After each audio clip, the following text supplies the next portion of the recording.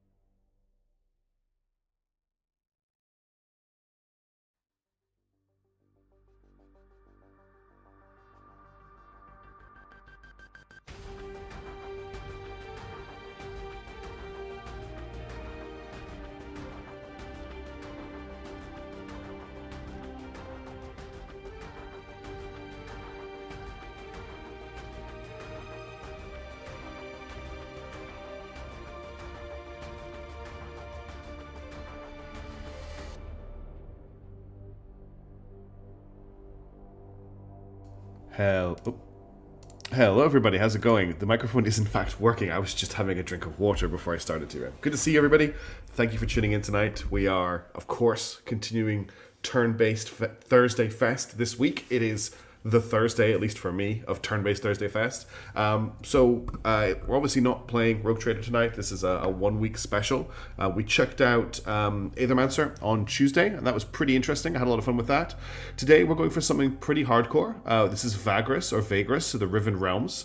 It is a very roleplay heavy map strategy slash role-playing slash probably failure simulator, where we will be running a caravan, trying to keep it surviving as we cross a, I think, post-apocalyptic wasteland in a fantasy world.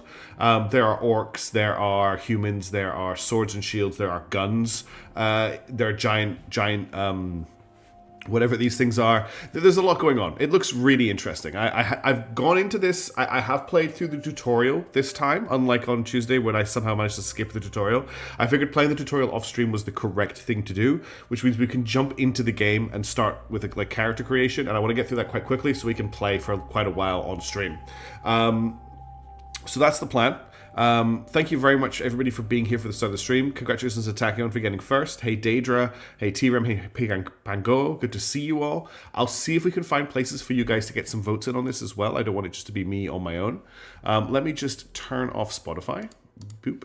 And close that. And then we will switch to the game. And what I'm going to do is I'm going to play the intro. The game has an intro cinematic that I have purposely not watched yet. Hey, Jacob, how's it going? I haven't watched it yet. I've skipped through it every time, so I get to see it for the first time with you. So we're going to start with this video. If I can get it to start. There we go. The game is by Lost Pilgrims. It's been out for a while. There's quite a lot of DLC for it. I've only got the base game here. So we're going to be running a Comitatus, an armed traveling company which carries caravan passengers across the wasteland. And we are a Vagrus, or a Vagrus, a venturer, a vagabond, a captain, a leader of a Comitatus. Yes, that sounds pretty. That's a good way of putting it. So T-Rem has the correct background. We're embarking on a the realms, they call it. We'll let the guy tell us. What a fine poetic name for something as rotten and twisted as our land has become. It was not always so. Long ago, the old empire, the noblest and most enduring society created by humankind, spanned almost the entire continent of Zerine, the cradle of man. There's very heavy Roman themes in this. But after several millennia of progress and incomparable achievements, inevitably, the empire began to fall into Maybe Pango. stagnation and decadence. Desperately holding on to their privileges and resisting change while trying to avert the collapse of the realm, the Emperor and his theocracy. Yes, there is a took demo to for this measures for that Turn-Based were Fest, worthy and there of is true the game is on despots sale and as well. cruelty. Subjugating weaker realms, enslaving whole nations, strip mining foreign resources, oppressing imperial citizens, war on several fronts, genocide. Oh dear. Eventually, the gods could no longer tolerate such horrors wrought in their name. Foretold by an abundance of divine omens, they descended upon the Empire to right its wrongs. Oh dear. Thus, in a chain of dreadful events that became known as the Calamity, they annihilated the Empire in a matter of days. So it was low fantasy Rome, Tachyon. It's not low fantasy Rome anymore. The gods then finally saw what they had done in their anger and confusion. It is said that so much grief and shame filled them that they were broken and they left this reality, never to return. The continent and its inhabitants seemed dead, but at length survivors began to crawl out of their hiding holes and faced a land that no longer welcomed them. So it is Arcane post-apocalyptic. anomalies, the fallout of the Calamity, now riddled the continent, and people realized that they had to share their new home with changed and twisted creatures. So there's mutants and stuff. Terrible beings entered through the cracks in the tapestry of reality, arose to rule over the natives. In time, these new powers rebuilt the fallen empire in their own image, and the river realms, now godless and vengeful, reincarnated from the ashes. The inhabitants of the land, such as I, now eke out a living under the crushing rule of the new This is us. empire. Yeah, the gods just The pieced out. continent We'll itself try again. constantly resists our every attempt at building a cozy home for ourselves. As travel is dangerous, many ventures specialize in transferring cargo and passengers over bleak and deadly leagues of land. Others try to take everything of value from said travelers, or attempt to find buried treasures among the ruins of the old empire. The leaders of the endeavors are, some say, the bravest men and women of the river realms. Such a leader is called a Vagrus. So, there we go. There's our introduction. Post-apocalyptic, low fantasy Rome, and we're jumping into it. So we're going to start a new game, and we're going to start on Wasteland mode. Dissonance mode is like your storyteller mode, where there's no real difficulty. This game is crushingly difficult. They do not pull any punches. It actually says it here. That's why I got the phrase pulling punches from. This game is very hard. Like, it's one of those Dwarf Fortress styles, losing is fun style games. Think Battle Brothers, think Dwarf Fortress. We start with an Ozymandias quote. Nothing beside remains round the decay of that colossal wreck, boundless and bare, the lone and level sands stretch far away. Which pretty much, I think, is going to describe the whole world. A Vagrus. What a profession. Daring and savvy, always watching the horizon, always looking for an opportunity, and of course, for what is best for his comitatus, So Comitatus is our caravan. And you are a Vagrus too, are you not? Many of your kind have I seen in my long life as a vagabond. Care to listen to a story about your exquisite occupation, good master?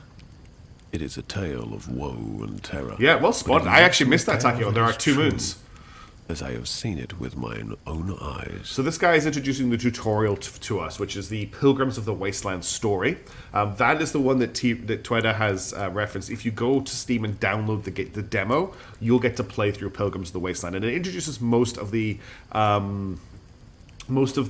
mechanics of the game. We're going to skip that. I played through... Look, I played through Pilgrims of the Wasteland until a point where I failed and died, which I feel sets this game up very, very well. So I actually died in the tutorial. But we will skip Pilgrims of the Wasteland and we will start on character creation. So we're going to Fair create... enough, Okay, I'll let him talk. Master. Fair enough.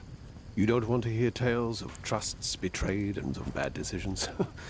It makes sense to me, with you also being a Vagrus and all that. Tell me, have you been long at it? Hey, Jim D. Yes, Where good do you come vibes. from? It is not often that I can talk to one of your kind. So we get to create our character now. Now, this is, as with any RPG, really, hates Oracle, really detailed character creation. So there's a lot going on here. We're not going to go into this in too much detail. I've got a basic plan of the character I want to play because I knew this was going to be a little bit overwhelming. I also have a little bit of a recommendation of what to build for your first character. So there are 4 different human races. The Imperials, I think, are your very generic humans. The Tarkians are, I think, a bit more remote. So they get +1 persuasion, +1 savvy, and they get some special equipment at the start of the campaign. The humans get religion and savvy, and they get some reputation with some houses. Then there's the Dajaman. They come from the land of endless rain, which is in the north. They're like the jungly people. They get survival, tough, and a jade figurine, which they can sell for money. And then you get the Kalani, who come from the east, which is near the coast. They are apparently progressive. They get arcane lore, strong-minded, and they get some stuff. It probably is too frustrating to play, yes. There's also dwarves, half-elves, orcs, dark elves, and demonkin. We're going to play a really boring character start. You can see up here, it's very faint, but you can see like there is a portrait for these characters. And I think, yeah, you can actually change your portrait as well. But we're going to go for an Imperial human, because we're going to be boring. So +1 religion, +1 savvy, which I think is quite useful. +2 to negotiate, and you are knowledgeable about gods and beliefs all over the continent. And we get a little bit of reputation with House Orquo and House Venari. I don't really know. Too frustrating to enjoy. Okay, so a lot of people are like, this game is too hard, which I love. Our background, the recommendations I have are priest or aristocrat. So aristocrat gets us +1 to our authority stat, which is really important for this game from what I understand. The priest will get us +1 to encourage, +1 to religion, and again, some more reputation. There's a lot of options in here. Boring, basic, a fine starter. We'll see how long they survive. Like, veteran does sound pretty good. Adventurer does sound pretty good. We're going to go with aristocrat. Might be too hard for your... Yeah, it could be too hard. We'll see if we can make a good story out of it. We're going to go with the aristocrat for the +1 authority. Bros is just money, so we start with a little bit more cash. You were born into ability and still retains their advantages. It also fits in with the character I'm trying to create here. I've got an idea for the character. Hey, mishaps. Welcome to fantasy post-apocalyptic Rome is what we're playing. Okay. Now, our calling, these are basically different ways to play the game. So the trader is just, you are going to trade. The mercenary is, you're going to try and fight people. The explorer is, you're going to try and find stuff. All of these can do the same thing, but it does change our start of the game. I'm going to go with the trader because that's the recommended start for a first player. Both mercenary and explorer have things from the dev saying, don't do this your first time. It's just really hard. Yeah, I'm expecting it to be extremely hard prawn, but I appreciate your concern. All right, our ambition is, again, what we're trying to do to win the game. I'm just going to pick wealth for our ambition. We're trying to trade and get some money. Now we have to build our starting character. So this is where things get really complicated, because if you don't know a lot about the game, then it's going to be really hard to build your character. Like, what on earth do you pick in here? And what even points do we have to pick? Each thing here will cost us insight, and we only have enough insight for 2 leadership skills. We can spend... So level 1 profession costs 1, level 2 costs 2, and level 3 costs 3. And then if we want to level up attributes, they cost 1. Okay, so attributes might be useful to level up to start with.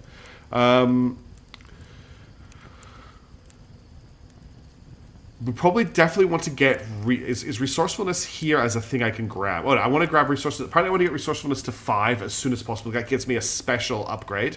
So we're going to put our resourcefulness up to 4. That means I can't grab any leadership skills, but it means we've got traverse, which means you can use resources to turn march points into movement points on the campaign map, which is actually very good. You don't know what that means yet, but it's very good. In terms of what else we can do, we've got enough to grab an attribute or a profession. I believe attributes are probably better to start with. Use in events. These all just use in events. I think our character is going to be charismatic. And they're going to be perceptive. Those are the things I'm grabbing. It could be a huge mistake to grab those. I just don't know. But the big thing is we will probably want to get to 5 resourcefulness as soon as possible. It costs 8 insight to do that. Let's tick the box there. Now we need to select a portrait, and we need to pick a name. And I've already got a name picked out for the character. We are going to play as Mark Saedi, because I feel like we're in that that universe, right? It just feels I've got a very weird High Fleety feel from this game. Even though it's nothing to do with High Fleet, we're in the desert, we're surviving on our supplies. We're going to be role playing as Mark Saidi. I didn't mean to generate a name, Mark Saidi. That is the plan.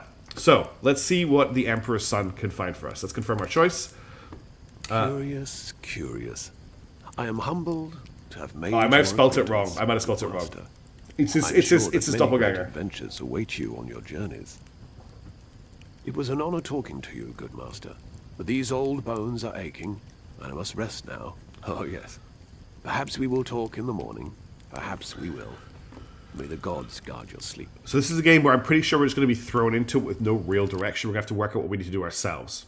Sleep slowly but steadily begins to overwhelm you. It is the late hour, the exhausting journey, or the mesmerizing voice of the old man.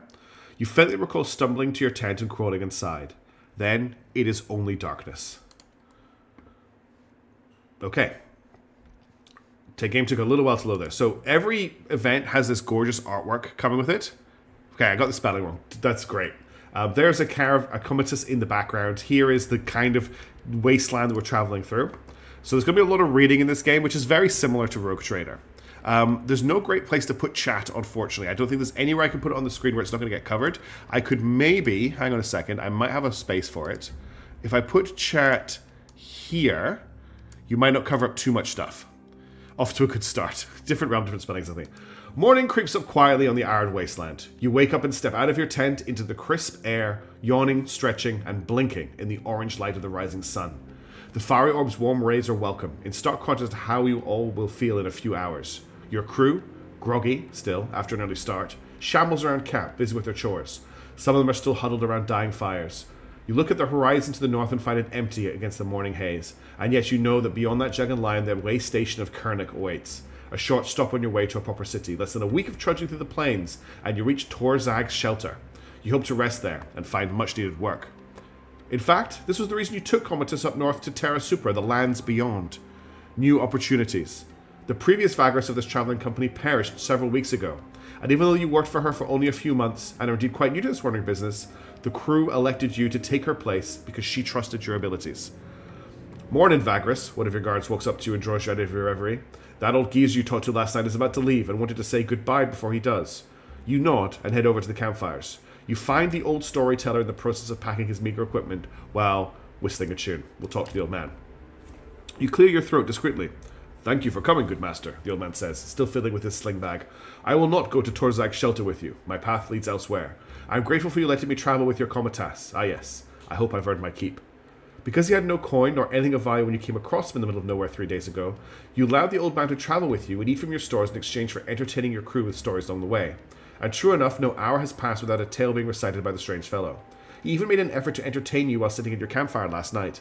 Be that as it may, you allowed him to tag along as an act of kindness. The old man turns to you and smiles innocently. I may be able to repay you more properly by giving some advice, aye?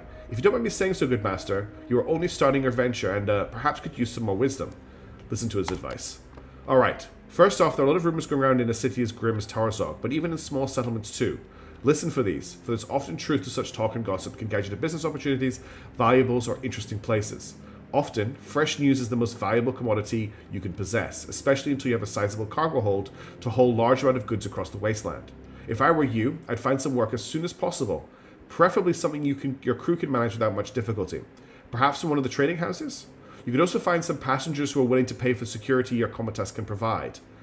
Almost every mancio is like a special trading person's place to stay, has folk looking for traveling companions. Before setting out, it's best to decide what your destination will be and prepare accordingly. Wandering around aimlessly in the wasteland is sure to get you killed or to starve, good master. Yet one chance is better when the burden can be shared with trusty companions. I start looking for folk as soon as I'm in a big city. There's a man I know in Tor'Zag, now that I think about it, who could help you with such matters and more. The chap called Braxius, strange fellow, not only because of his particular lineage. You see, he runs a shop. He'll buy a trinket off you that you do not need any longer. He may sell you something useful too, who knows. I'm just remembering now, he once sold a Gravarian wood transmitter to an Orc mercenary who... The other man stops abruptly when he notices the expression on your face. He smiles apologetically.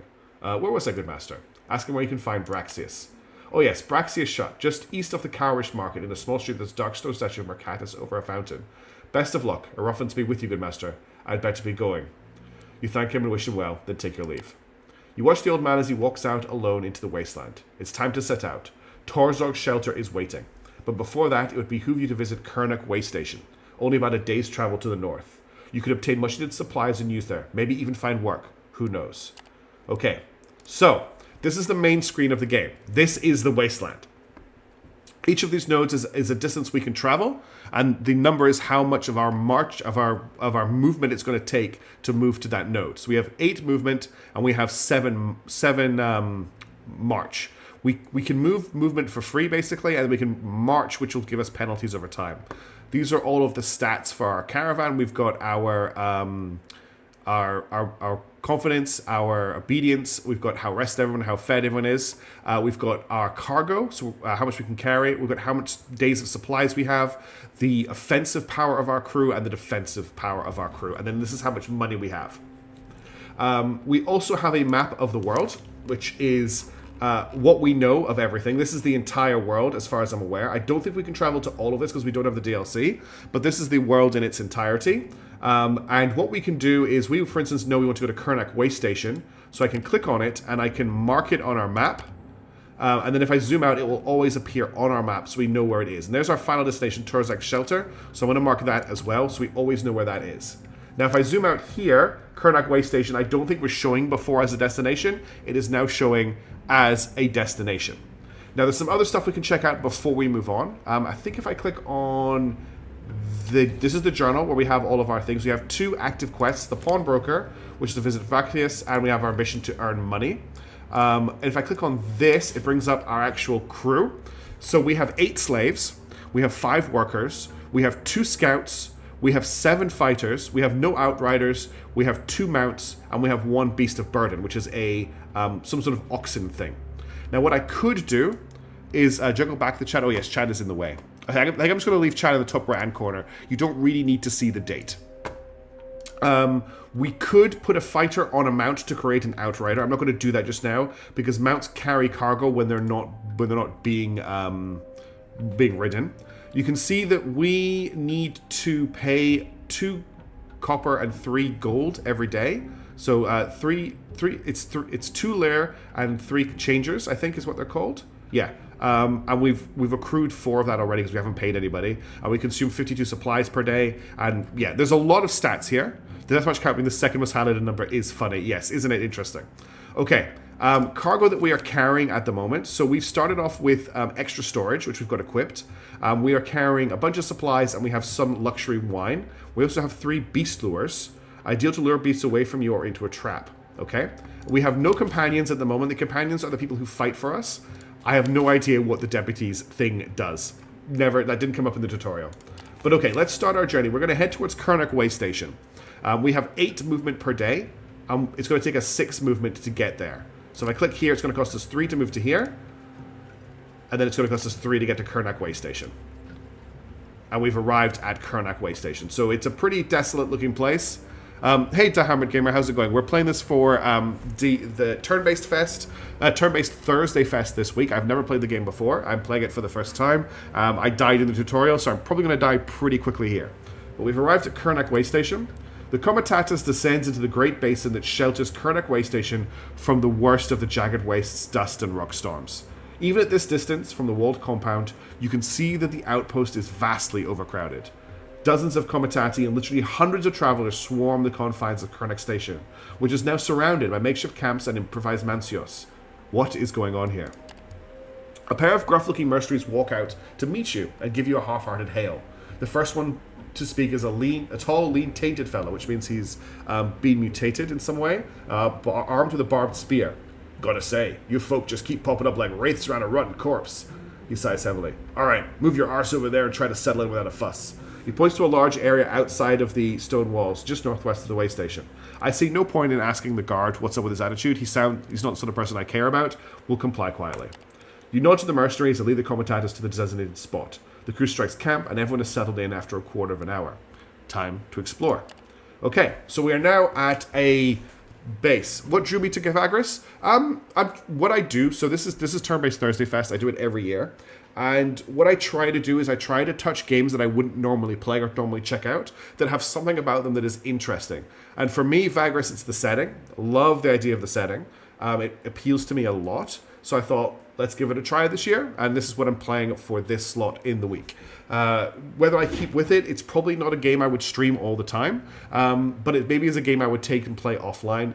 And I want to showcase it, to expose it to lots of other people, is essentially why we're covering it this week. Normally, I'm playing Rogue Trader at this time. But this is a one-off for this week. So, we can wander around the guarded compound. We can go to the market. We're probably looking to, I think, sell our luxury wine, maybe, for some supplies. There's other stuff for sale here that I don't know what is worth buying and what isn't. There's a lot of stuff for sale here, okay? There's a huge amount of stuff. They have wine, but they don't have luxury wine. I don't know how to see how much it's going to sell for. There's also some equipment for sale. We can get guard animals, or we can get skewers. There's also the Mancio, which is where you rest, and you can hire more crew or beasts. You can also have reptiles rather than mammals. I believe the reptiles are better, but much more expensive. There's no factions available here, and we can also leave the settlement. Oh, we can also pick up cargo, and I don't think we can pick up any companions yet. I think we need to find them. But let's explore the guarded compound and find out what's going on. The whole compound is crowded with people. Travelers, comitatus, crews, vagrants, mercenary warbands, trading house agents, smugglers, prostitutes, thieves, and of course, beggars. The largest stone building housing the tavern is filled to the brim with customers. So much so that you cannot get inside for a drink. Luckily, they had the sense to set up a bar outside too, and the kitchens try to serve as many of the clientele as possible. Should you be into jakra meat steaks, or fried horvlava, that is. The noise and the stench of sweat and booze make you feel like you're in a war camp. Asking around, you hear of several organizations looking for transportation of goods and personnel. So we can eat, drink, and chat. We can find out what people want. Let's eat, drink, and chat to see if that brings anything up first. After ordering a mug of mushroom ale and some food, you sit down on a bench under dusty awnings and take a look around. There are all kinds of people here. First-looking orc mercenaries arm wrestle a low table nearby, laughing out bawdy jokes. A tainted woman juggling knives with 6 long, 3-jointed arms. Turn-based Kenshi, yeah, that does feel a bit like that. Intimidating dragonkin warriors in colourful steel armour. Tarkian traders lounging on large pillows around a small portable table with cups of coffee and a hookah. Yeah, me too. I'm here for the steaks. A dwarf selling scavenged junk from the back of a tumble-down cart. Even weird insect people you've never seen before, chitting away in their melodious language. There are some other Vagri you can talk to, and soon learn the reason for the state of this place. Apparently, the Imperial Legions have closed off the only pass through the Sepsis Mountains in the south not too long ago, turning back anyone and everyone on both sides. This plunged the travel plans and business enterprise of many into utter chaos. People suspect this is a reaction to the strange earthquake several weeks ago and the terrible windstorms that followed. The winds have been crazier than usual ever since them, and many people engulfed by them complain about having nightmares and constant headaches. Okay. Let's ask about the winds and the dreams. A young but uncharacteristically talkative Asculite novice has a sizable audience gathered around him as he relates what he has gathered on the topic of the winds that have gone mad. It all started weeks ago, with that earthquake. People say the epicenter was somewhere southwest of here. Since then, the wind has changed. Almost everyone here has had bad dreams or has heard strange voices in the wind. The further southwest one goes, the more intense it gets. Can I click on this right now? I can. So we're looking for the Sepsis Mountains. I'm guessing it's this pass here that has been closed. So it's actually not that far south from where we are. It's about equidistance between us and Tor'Zag shelter. But it looks like they've closed this pass here. Just trying to pick up as much information about the world as I can. The further southwest one goes, the more intense it gets. Many of his audience complain about headaches that they get ever since they've heard the voices. There's hushed talk of travelers going insane and their brains literally burning to a crisp. Though such talk is difficult to believe. Let's see if there's any work available to us. Ask if there is available work for my comitatus. You learn that while most travelers are trying to figure out what to do now, the representatives of several organizations are looking, hey Alex Dragon, looking for Vagri to take their cargo north to Tor'Zag shelter. Perfect. That's exactly what we're doing. No problem. Thank you for tuning in. Okay, so how do we get hold of that? The whole compound is crowded with people. Okay, here we go. Talk to the agents of factions looking for someone to haul goods and take in passengers. A quick survey of the options reveals several factions that are willing to pay you for hauling their cargo and taking some people to Tor'Zag shelter to the north. Left some trap farts. They are agents of a trading house trying to cut losses, as well as a bunch of shady fellows, probably smugglers, who promise you will not regret taking them and their stuff to the great city. Another group, some pilgrims who wanted to reach a shrine to the south, now wish to turn back towards the shelter. Last but not least, there's a company of foreign merchants from the Dragonlands, looking for a new market. Whoever you choose, you'll not be able to strike a deal with another group, and you have to make sure the goods and passengers arrive at their destinations safe and sound. Okay, I feel like this is a good opportunity to get chat involved. We have 4 options. We could make a deal with the agents of the trading house. Trading houses are probably the most respectable option that we have here. Maybe not the most respectable, but probably the most respectable and profitable at the same time. It'll be above board. They'll probably take a cut. It's probably something we can do. Then there's the smugglers.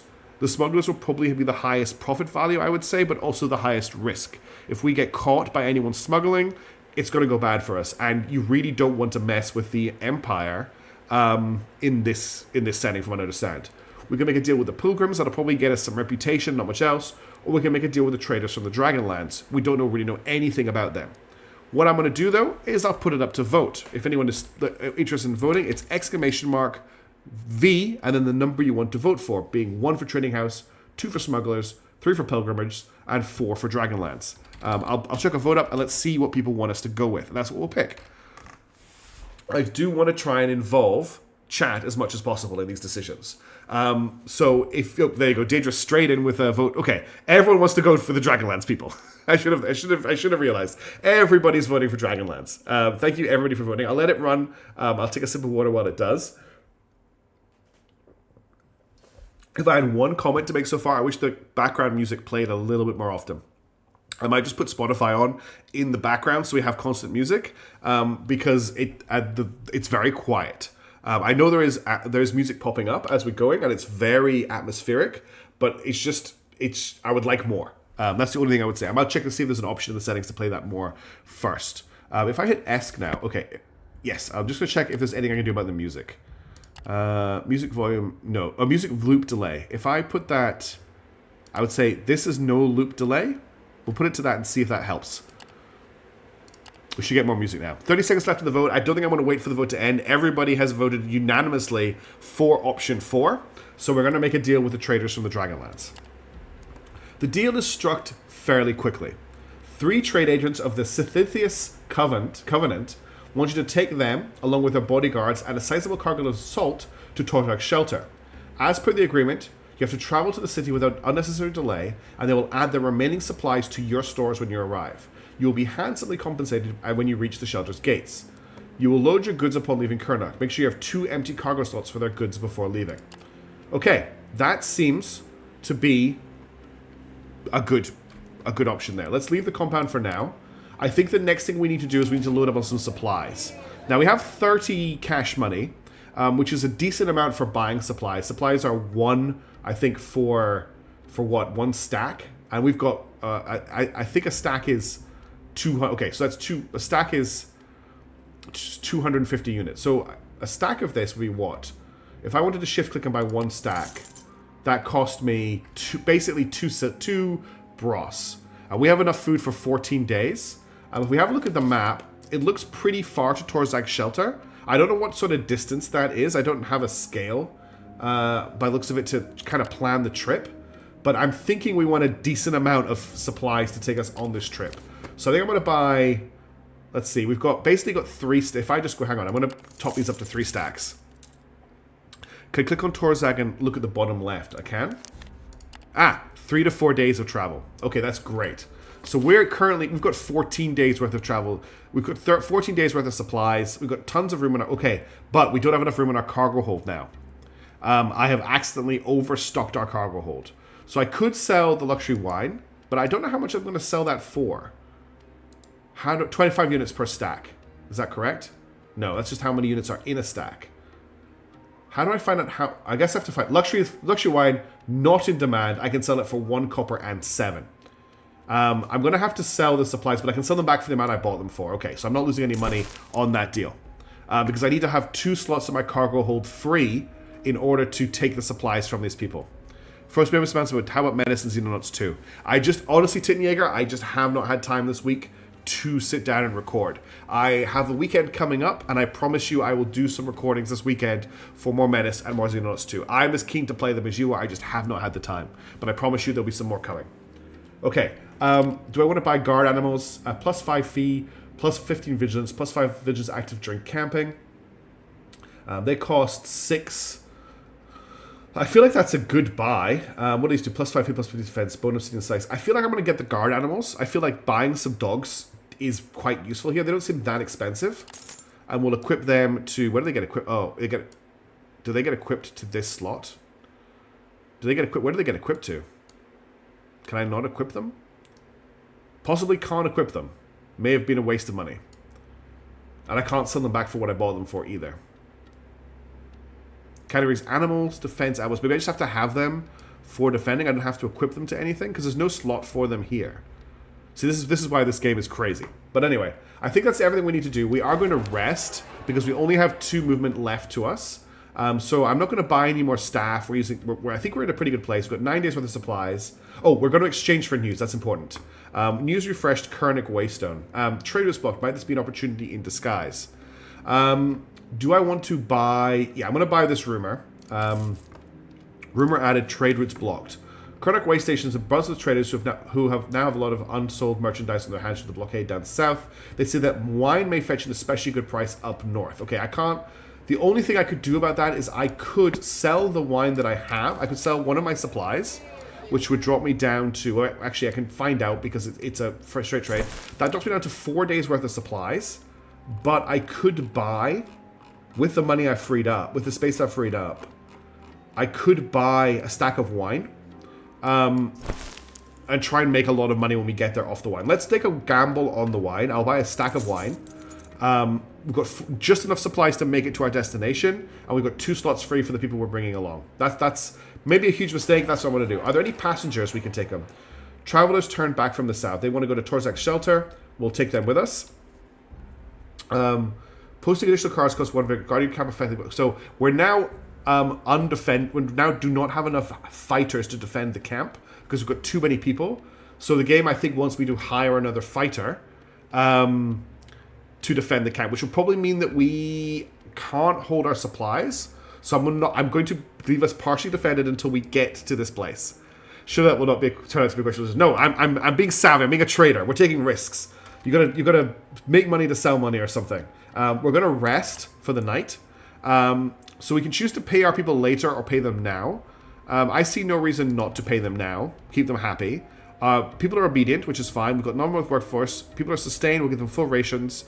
We can cut the rations to 50% if we have to. I don't want anyone to do any odd jobs. I can send my workers out to cook, which has a 50% chance of being negative. Or I could send my slaves out, which has an even higher chance of being negative. That will cost me 2 movement points, which I have. My memory's a little hazy, but to equip certain items of the garden, which need deputies filling a certain slot. That means going around fighting compare. Okay, so the dogs may have been a mistake. We'll just carry them around for now. Where I'm going to send my workers out to do odd jobs. We'll see what happens. And we're going to rest for the night. Okay, so the odd jobs were successful, and we made 1 copper. I need to learn the names of the money. So we made 1 lurg. Vagrus is a difficult game in a variety of ways. One of the most common mistakes you can make is to expand too fast. Initially, since nothing warns you of the more hidden economical consequences. Instead, focus on faction trade tasks. These will take you to new locations, and by working on them, you accumulate much needed money reserves. Many mercenary tasks are extremely difficult for new combat tasks. Fighting outlaws or creatures is not an income source in general. Try to avoid conflict unless you're whatever you can, unless on an active mercenary task or quest to combat them. You are likely to run into a few death spirals before getting the hang of it, so do not be discouraged if that happens. If you feel like the learning curve is too steep, though, we recommend starting a new game on distance mode and once you feel confident returning to Wasteland. Okay, the developers were like, you're going to fail. Just understand, you're going to fail. All right, let's leave the settlement. Let's load the cargo and put it the passengers. So we got 16 salt, and the Scythian traders have joined our comitas. Let's set out for Kernak Wasteland. Vagrus is the same economy as Star Sector, yes. You set out leaving the way station behind. So we have a look at our company now. 2 of our slots are filled with salt. And I think we have somewhere, I don't know where those traders are handled. They'll be in our passengers, wherever that is. Cargo, I don't know where I can see my passengers, but they'll be in my passengers. Alright, we need to head north. So if we remember the map, we're heading to Tor'Zag's shelter, which is northwest of our position. So, I guess we want to head up this way. And then we want to head up this way. Now, we only have 2 movement left. But I do have the ability, I don't know how to do it, but I do have the ability to traverse. When I used to play this game actively, I had a little iron notebook with me for my own custom trade routes and other misconfirmation. Yeah, I feel like that's a big deal. You only have 2 days worth of food. Oh, I do only have 2 days worth of food. I guess we're going to have to go on to 50... there's a road right here. There is a road right here, you're right. Could be a point. I didn't even see the road. We're going to have to do something about our food situation then. We're going to have to go into half rations until we get to this place. Or we may already hit our first death spiral because I got greedy on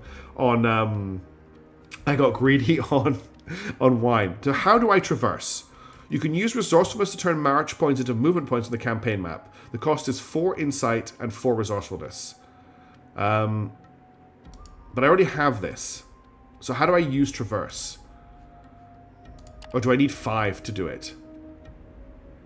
Where we're going, we don't need roads. Relocate 3 march points to regular. There we go. I can do that right here. Cost 4 resourcefulness can be done every 3 days. So I'm going to use that to copy that over. And then we're going to head east. I can acquire supplies. No, we're going to head east to the road. And then we're going to rest here for the day because I can't do this again. The road is much faster to travel. We're going to hit the road tomorrow. We just decided to take a weird route. So we're going to... What does acquire supplies do? Okay, I can send out... As a turn to acquiring supplies when you camp and end the day, you can also acquire supplies during the day. This can often be useful as the nodes used to hunt or forage can have a significant impact on the results. In most cases, this will cost 2 movement points. If you don't have any remaining movement points, it will set cost 1 figure. You can set up multiple hunting and foraging parties during a day, though these will face diminishing returns depending on the outcome of previous attempts. So we have a 70%... It's very likely that we will fail this. But what is a negative? So fewer supplies gained... There's a very small chance that we may lose somebody, but I'm going to send everyone out to acquire supplies. We got 9 supplies, which is nothing. Absolutely nothing. It probably just avoided the toll booth, exactly. I was being very savvy. Alright, we're going to rest for the night. I'm going to cut our rations down to 50%, which is going to hit our morale a little bit, and we're going to set our... we're going to pay people later. We may have just a little bit of an issue with morale by the time we get to our destination. Okay, we're now going to move onto the road, and then we're going to travel along the road, which we can do a lot faster. Today we didn't move very fast, tomorrow we'll move faster. We may as well try and... Okay, I've only got 1 movement point, so I'm not going to try and acquire supplies. We're going to rest again. I still only have 2 days of supplies, even though we're at 50% rations. Let's push hard today.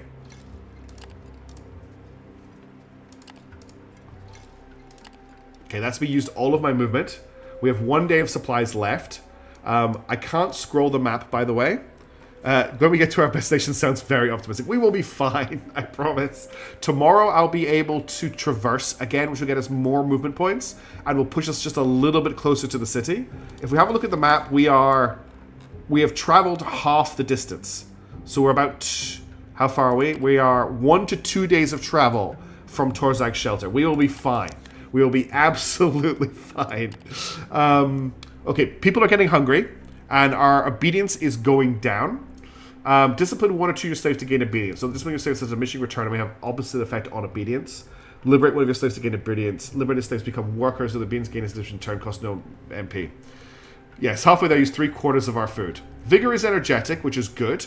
I think what we're going to do is we're going to spend some vigor in order to... but that helps us with plus more max movement and more max march. I'm thinking about spending some vigor to send out some people to get some food. It's telling me I'm not going to get any food, so let's not bother. Let's... +1 vigor, -1 obedience, -1 morale, higher chance of ambush. No, we're going to rest. Okay, people are hungry.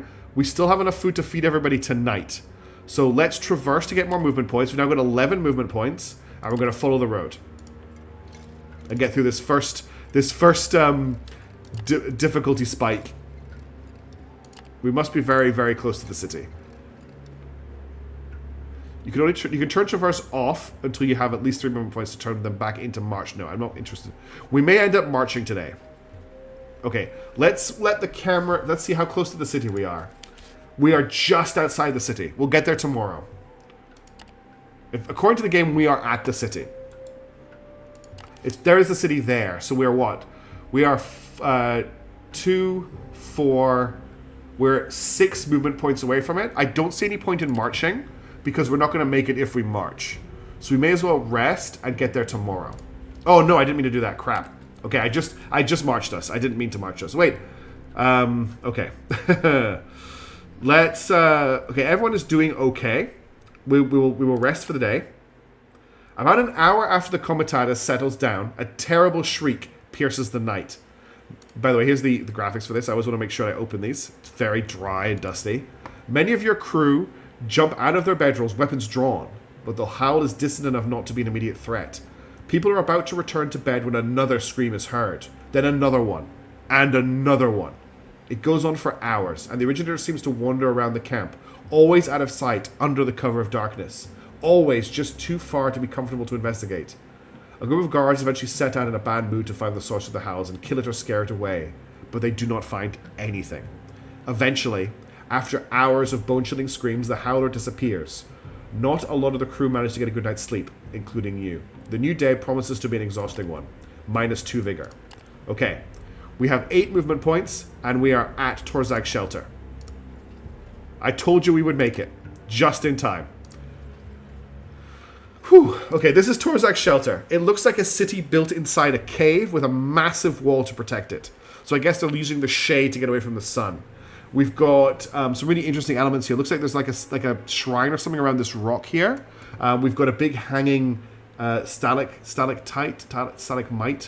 I did have a way to remember those when I was younger because I thought it would be very important to know how to tell the difference between them. But it looks very cool. It's really pretty. The comitatus is in sight of the nearby settlement, eager to get some well-deserved rest. But what do the people who you took into Kernak say about all this? Barely made it whilst walking along the road from one town to the next is definitely something to be proud of. They seem happy to have reached their destination.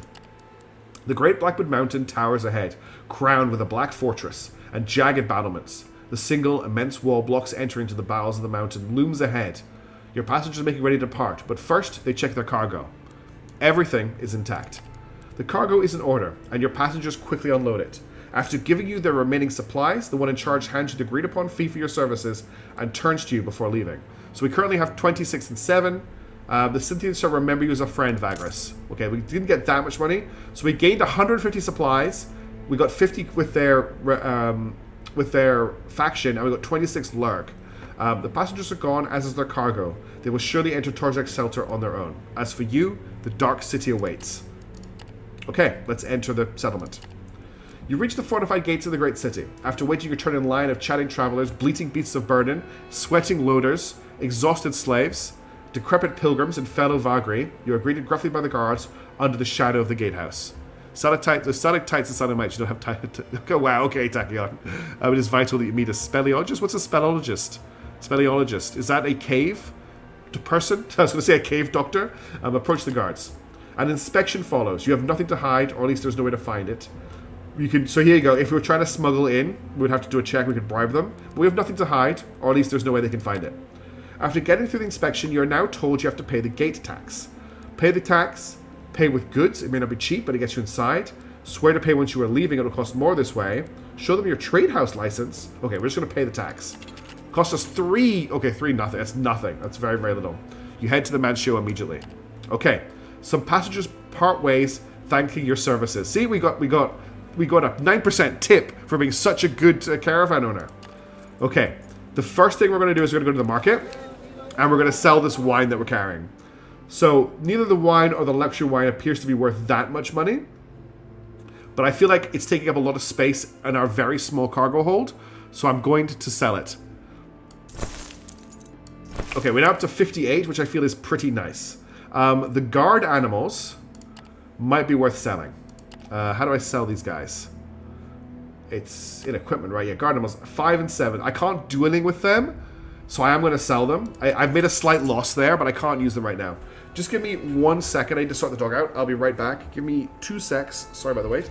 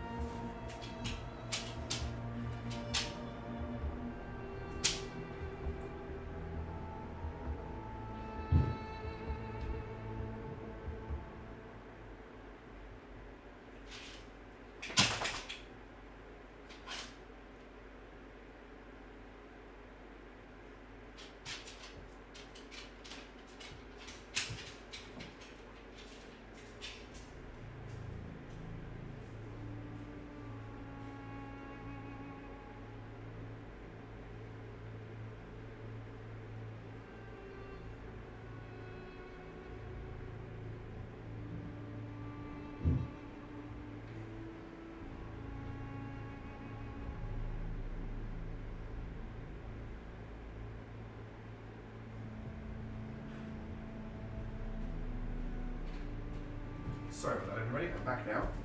Okay. Right. What are we going to do in this town? There's a lot of stuff we can buy here. The extra storage is obviously, I think, quite essential. So this is giving us plus 35 beast cargo. I'm not sure how that applies to how much room we have in our cargo hold. Awnings give us less consumption of food and for workers and slaves. Hunting animals help us hunt. Mining equipment, plus 15. Okay, so we can set up outposts. Printed harnesses gives us defense. Standard armaments gives us more combat strength. We don't need any of that. No faction offers. Cultivating good relations with certain factions will benefit you in many ways. One of these being a special trade office. Okay, so we can't make use of this yet. There are also cargoes. It doesn't tell me what is in demand here. It did tell me before that wine wasn't in demand. But there's nothing in here that I can see here that looks like it is in high demand. Because there's so much stuff to buy. I guess you can sort it by price. Oh, okay. So I can actually check price histories here.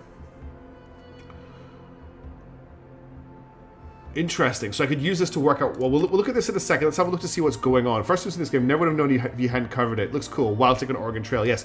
But it also has combat. So that's a really important thing. Like, this game also has party-based combat, and it also, I think, has war-type combat as well. Prices always move, so take it with a grain of salt while moving around. Okay, good to know. Thank you, De Hermit.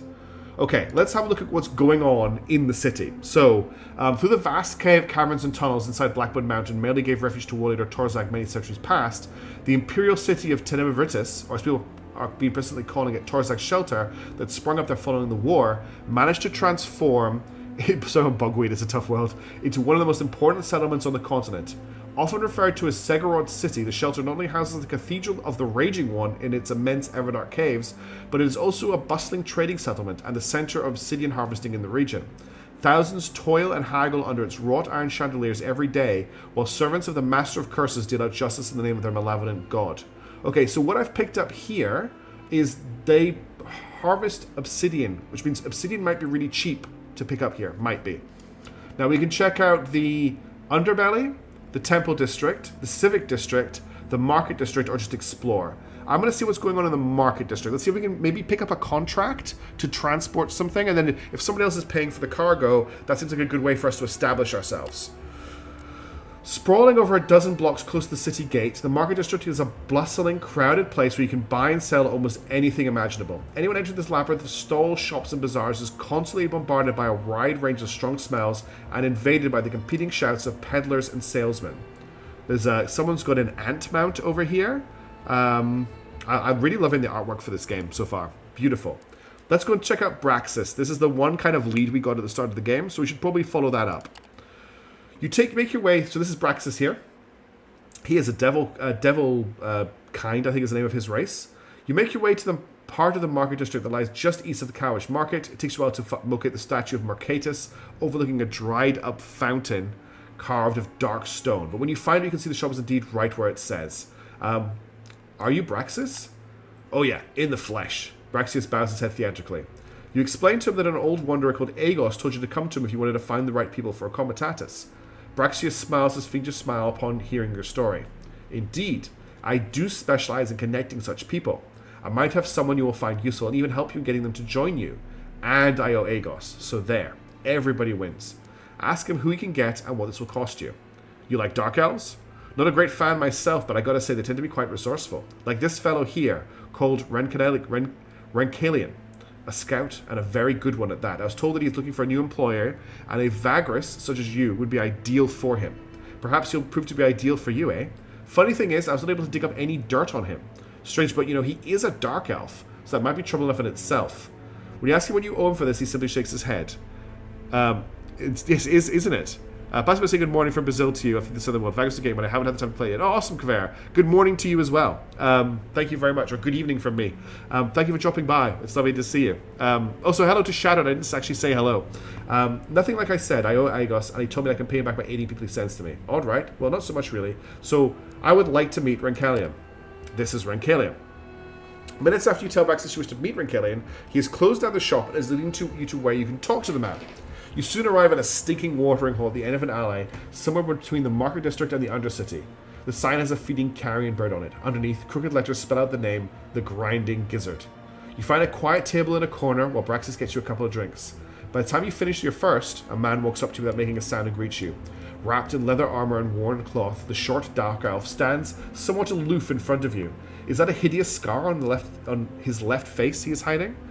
Eventually, he offers a hand and says, almost in a whisper, Salve, Vagrus. I heard you are hiring people for your comitatus. I might be interested, might be. That is, of course, if you want to scout on your crew.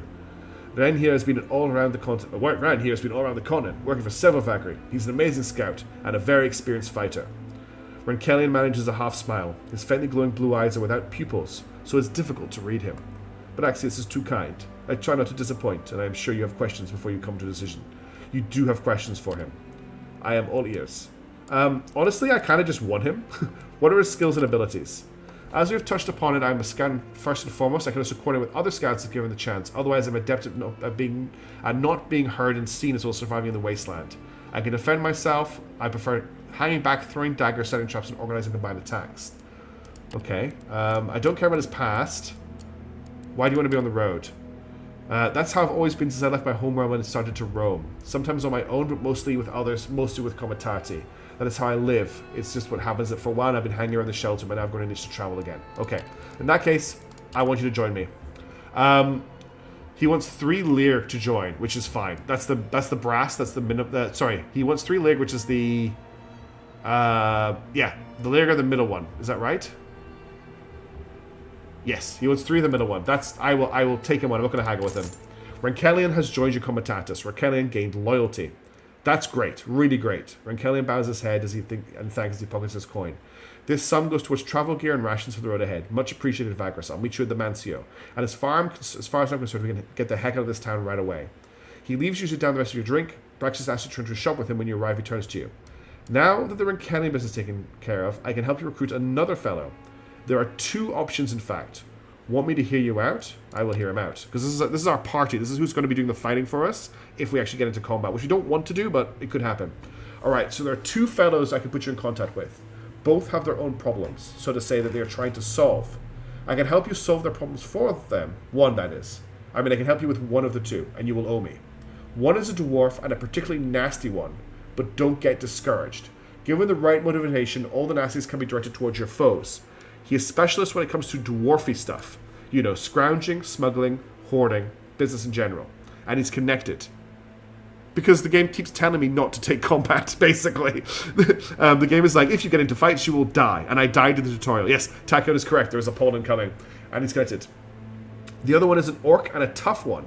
He's somewhat of a celebrity around these parts. Won a few gladiator tournaments years ago, but then he started to train folks who wanted to become warriors rather than warring around himself. And I guess he's fed up with that and wants to travel and fight again. A real champ. So, chat, are we going to look at the dwarf or the orc? This will be your vote to choose. So it's exclamation mark V1 for the dwarf, exclamation mark V2 for the orc. Let me know what you're interested in, and that's what we're going to pursue. I'm going to take a sip of water while you vote. Oh, look at the people who had the votes ready to go. To Hermit, you need to vote again because you had a space in your vote. It didn't get picked up. Just FYI. I read my name in the periphery and I swear it said Wagyu. I might get some more water, I think. Looks like we've got a little bit of a mix on the vote here. Hermit Vader's got his vote in. Cool. We've got 3 votes for option 2. So 3 votes for the orc, 2 votes for the dwarf. If you're on the fence and you haven't voted yet, you have an opportunity to affect the vote. We're about halfway through the time limit. I only run these for 1 minute. Okay, that's another 2 votes for vote 2, so it's now pushing quite hard towards the orc. It looks like the orc is going to win the vote, unless we get a big flurry of votes for the dwarf. But I think it's gonna be. Thank you everybody for voting. It is indeed going to be the orc. I love this voting thing. I just really like getting you guys involved in this. Okay, we're gonna vote for the orc. 5 votes for, 2 votes against. Good. As I said, Goro is an orc, and Goro the orc. And as you'd expect, quite a warrior. Somewhat of a celebrity in the city even, although according to him, his gladiator days are behind him now. However, one of his associates got himself into some kind of trouble with powerful people, and now he has to answer for it. Since this guy is technically a Lannister, what's that? An owner and trader of gladiators, okay. He was given the opportunity to field a couple of gladiators against gladiators of his accusers, and should he win, clear his name. However, he himself cannot step into the arena, and only Goro stepped up to defend him, meaning they are 2 gladiators short. but I can get 2 fellows to round out the team and win you the fight using them, and thereby make Gogoro indebted to you. You wanted to leave Tor'Zag anyway, and you would owe me a favor, as I've indicated. You give it a thought in your moments. Braxis clears a thought. Do we do this? Okay, this I'm going to be in this guy's debt, but I get an orc gladiator, which I think is a good choice. Now we're talking. The pawnbroker collapses sadly. Alright, you just go about your business. I need an hour or so to get things done. When you feel like it afterward, make your way to Drias Gladiator School here in the Market District. It's in the southwest corner. Talk to Drias and Gogoro and offer them 2 gladiators for the upcoming match. When they ask you why you do this, simply say you want to recruit Gogoro before you leave the city. Then you only have to win the match. The 2 fighters I'm getting you will show up by then. I believe the orc will need little convincing to join your crew after that. Don't thank me yet, Captain, and before you get you owe me, and a day will come when I'll need your aid. Okay, we've made a deal. I'm not sure how that deal's going to play out, but we've got it. Now, let's look at something... Oh, I didn't mean to click on that. Let's look at something else before we go back. Let's have a look at what's going on in the Civic District. In the City of Perpetual Twilight, the Civic District has a welcome smudge of color and brightness. Lamps are kept lit day and night, while soft music and song can be heard from the windows of the marble villas. Yeah, achievement unlocked, yes. Streets are kept relatively clean and are rarely crowded apart from the seasonal festivities and holidays, which usually turn the district into a sea of people and a storm of noise. So there's all these places we can visit. There's a lot. Oh, there's a lot. So we've got the Gardens of Lavania, the Arena Maximus, the Dragon Nest Inn, the Mysterious Arena, the Public Library, the Infirmary. Let's see if anything's going on in the gardens. The gardens are reputed to be tranquility and a rendezvous spot for lovers. Upon entering through the arch in a tall stone fence, you can see several people loitering here, most of whom are clearly here for neither tranquility nor love, but look more like some kind of gang members to you. Well, I do not want to get involved in gangs. I feel like that's just how I get mugged. I think I'm going to leave the gardens. Let's have a look at the Dragon's Nest Inn. The famous Dragon's Nest Inn is close to the traditional border of the market square, and thus in the vicinity of the city gate. Its exterior is not much to look at, a hodgepodge of old buildings leaning together at the foot of the cave wall. A red dragon is painted above the entrance, above which rows upon rows of windows indicate that rooms are carved in the rock itself. The inside is much more impressive. The skeleton of a huge dragon provides the frame for the common room, with its curling spine and many ribs serving as support for the ceiling walls, while its immense skull has been turned into a bar. The bartender gives out beverages and takes orders through half-open jaws. The decoration is lavish but old, completed with paintings, a collection of silver goblets, vines that run along the dragon bone, and 2 fireplaces that provide a pleasant warmth. There are several passengers looking for comitatus. There's a down-luck fellow. We can purchase quality booze. What's the down-luck fellow about? You vaguely recognize the gaunt man with the shuffled grey hair and the silver cuirass. He was at Kernak when you passed through.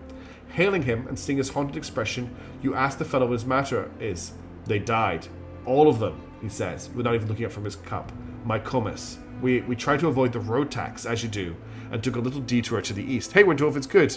It has been a hot minute. I hope you're doing well. I hope things are going well for you. I'm just worked to death at the moment. Have you heard of the Hollow Crags, friend?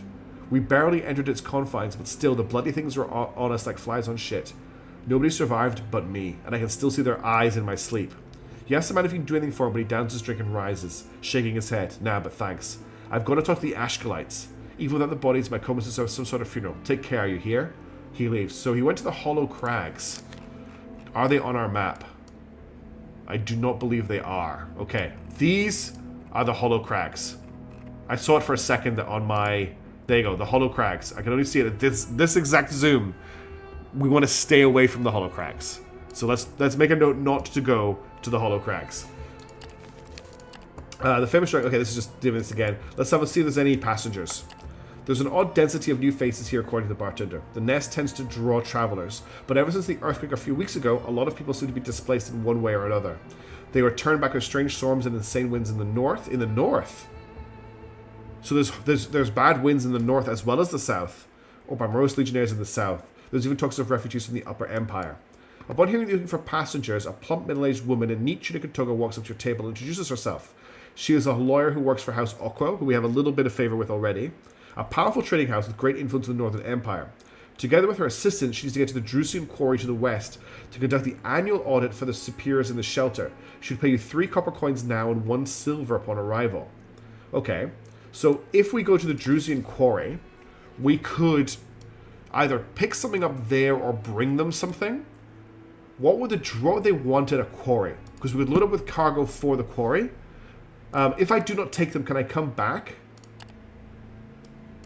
No. Okay, I've just lost that opportunity. That's actually kind of annoying. If If I go back, are they available? No. Okay, I've just lost that opportunity forever. Cool. All right, let's head to the gladiator and do that. Visit Drusius' compound. We'll enter the compound. You walk into the atrium that serves the main hall and call out loud if anyone's there. In the poor light provided by a few braziers and twinkling crystal lampshades, a man enter walks slowly towards you. Salve, he says with enthusiasm. I'm afraid I cannot help you. The school is all but closed permanently. Inquire what happened to the school. I'm sorry, it's just that I've told this story so many times recently. It's slowly getting to me. In short, we had an unfortunate accident in which one of my trainees got hurt. The son of an influential man. Only got one problem left to go, but it's an easy one. Drive to pick up my son tomorrow afternoon. Ah, good. I hope you have a nice weekend with your son. That's awesome. Talking to him is the ears of city leaders. The man is out for revenge, even though his son has made the mistake, not the school. I see. Even though I was given a chance to clear my name, I'd have to win a gladiator match without gladiators. Not entirely without gladiators. A voice growls from the shadows. You watch as a huge orc stalks to the atrium and leans against the pillar. Here's our orc. This is Goro Goro, a friend of mine. Who sent you here? The large boy asks you coolly. Have you come to gloat? To offer a laughable price for the school? You tell them you have no such intentions. You are a Vagrus, who heard of their unfortunate predicament. Well, you've got to forgive Goro Goro here. He's very protective of his friends. Offer your help in the upcoming match. Drias faces, knowing that Braxius will back you. You inform the surprised Druxus and Goro that you have two fighters who can step into the arena alongside Goro Goro. In exchange, you ask for the Orc Warrior to work for you. It takes only the exchange of a few hushed words between these two before Goro Goro accepts. I was about to leave the city anyways, and I'll be honored to work for you. Cool. Right. Now I'll go and set the match up with those bastards. I'll need you to be at the Hortius Gurdus fighting pit next morning. It's with Legio March Avenue across from Vortis Square. Make sure your fighters are well rested too. We'll have a rough morning. You'll leave and spend the rest of the day preparing for the match. Okay, so it's taking me straight to the rest screen. We can also have a quick look at the skills. We can't have a look at it here, but we now have... We can actually talk to Renkelian normally, but we can't at the moment. I'm going to knock our rations up to 150% because everyone is actually they're sitting at sustained, but I want to bring that up a little bit higher. I am also going to spend a little bit of money to have a good night's sleep to bring our nutrition up a little bit more. The idea being that we can get that nutrition back that we lost. I'm also going to pay everybody for starving everybody on the way here. And I'm not going to get our workers to do our jobs. Because it's basically... there's a 3% chance it'll go bad. Yeah, okay, we will send them out to do our jobs. You leave and spend the rest of the day before the match. Next morning, you arrive at the agreed-upon place. Darius and Goro Goro are already there. The Horatio Gurdus Fighting Pit is a small arena built of grey stone with Legio March Avenue crosses Vortis Square. It's an old building, blah, blah, yeah. Stage has seen its heyday before larger coliseums were built. So it's for small-time fights. You are here. I am honored. Let us do this. After entering through the gate arch and following the others down some dark corridors, you ascend a set of stairs and arrive at the premium seat box. This is where you meet Praetor Paulus Antius. The small Asian magistrate sits in a high-backed chair with a bored expression, wrapped in furs against the chill air. Overseeing this matter is clearly a great inconvenience for him. A tall, thin fellow in a turban, colourful clothes, and expensive jewellery is buzzing around the Praetor, whispering in his ear constantly. This must be the man who Drias has wronged, and he now has to face. The instructor walks up to him while Goro Goro and you stay back. He's very. I think he looks very orcish to me, Tachyon. He speaks to them briefly, and you see both the difference in the face of Praetor and the contempt in the face of the diplomat. Then you spot a boy of 10 or 12 in Tarkin Gap standing behind the row of chairs. His left eye and forehead are bandaged. He's holding the hand of a little girl with shaggy brown hair and large eyes. Drias walks with the little girl, kneels down and hugs her. She says something to him and strokes his rough face. His daughter. She was taken by the Praetor until the matter was resolved as leverage. Holy crap. You accompany Drias and Goro Goro below to the preparation hall. You descend in the cavernous hall where gladiators and pit fighters prepare for their fights. So I can actually fight this with my own companions. Faded training dummies, broken practice weapons, and scattered fighting gear clutters the art room. An archway to the right is closed, and then fifth the arena sand. Brax's fighters wait you here, all prepared for a fight. The two fighters Braxis sent are no joke. They look more like thugs, but everything about them, their posture, their gaze, cruel weapons, tells a tale of brutality. And that is just what you need now. You exchange weapons with them and they assure they will follow Goro Goro's lead. Drias goes on preparing Goro Goro, but the orc says attempt to coaching him. Remember, how I'm a champion of tournaments, buddy. I can see that you're upset, but let me do what I do best. I promise you'll get her back. Let's just go. I think I'm just going to jump straight into the fight. Probably because the was pressing you on and the fight commences. And I will actually get to fight the fight. I wasn't sure I'd get to fight it. Okay, so this is the combat in the game. But this is only, I believe, one layer of combat in this game. There is a top-down, war version of this as well, where your entire caravan ends up fighting, but this is just the smaller scale fighting. Now, what I can see here is we have a slinger. We have a dude with that is a very accurate Roman throwing spear. If you are not aware of this type of weapon, when these were thrown, there's a little piece of wood in this handle and a hinge. What would basically happen is it would snap when it either hits the ground or hits an enemy shield, and the spear would hinge, and it would get stuck in the ground, making it really awkward to move around if you manage to block the spear with your shield. You basically have to abandon your shield because you couldn't use it anymore. It's a really clever weapon. This guy's got a Myrmidian helmet. Normally they would be using a chain. So he's got Myrmidian armor, but he's using a short sword and a tower shield. One thing I do know a little bit about is Roman weapon and armor, so it's quite cool to see it being used here. Then we have man with club and spike, man with spear, and we have our orc with a very cool looking axe. Alright, so everyone has 4 skills. These guys only appear to have 3. Lorak here has rigorous jab, which is just a thrust. He has hamstring, which immobilizes the enemy, stopping them from moving, and he has fend off. A held spear stance anticipates approaching enemies, catching them when they step into range. I think we're just going to go for a rigorous jab here, and we're going to try and hit the slinger. Okay, 2 damage. Not bad. Okay, we've got a slingshot on Orku Bone Grinder, and then he's tried to kick him into the back row. So rows are really important in this. Now, Goro has a few skills. Goro has... sometimes I notice the tooltips for these don't show up. He's got Mighty Swing, which I think is it will hit... like a double, it'll hit both rows. He's got Sunder. Goro uses the pointed butt of the great axe to break the armor of a foe, so it reduces their armor by 1, and he has Challenging Roar. The Orc Warrior issues a challenge. Affected foes will concentrate their adversary on him. I don't know what incorporeal means. Does that mean he becomes minus 3% damage, minus 3% accuracy, taunt debuff, and he has Brutal Charge, which moves him forward. I think we're going to go for a Sunder on the guy who's got heavy armor here. He blocked it, but I think we took his armor down. He's gone for a gladiator stab on our Bone Boy. So Bone Grinder here has just a smack. He has Bull Rush. He has Sap. And he has Cheap Shot. So he sounds like a World of Warcraft rogue. Unfortunately, I'm not getting the tooltips. Oh, here we go. A cheap shot to eliminate the foe. Knaves are known to fight without honor. So it gives minus 15 accuracy, minus 3% damage, minus 3 initiative. Sap stuns for 2 rounds. Let's try and stun this guy out of the fight. He evaded it. Okay. That moves him back. That dude just chucked his... That's what it's called. It's called a Pelum. And the slingshot just did a lot of damage. Okay, this is not looking great so far. Let's go in with a melee attack on the... So I can't... Okay, he's got no armor now. His armor is at 0. No, this guy here has... Yeah, Mormilio has no armor, so let's hit him with... Okay, we missed with the axe. We're going to stab him next. And he blocked it. Okay. And then he stabbed our Bone Boy. Bone Boy's going to try and slap him. Okay, we got 2 damage on him. He's very defensive. I don't know how to get through him. Okay, we're going to stab him again. Got 1 damage on him. The slinger is just doing tons of damage. I could go for the roar to protect the rest of the team. I think I'm going to try that. We roared at him. What does Bull Rush do? Does that let me hit... Oh, it lets me hit both. Okay, I went a Bull Rush. Didn't do what I thought it was going to do. Okay. We're losing this fight. Very badly. Losing this fight. Okay, he's moved up into range.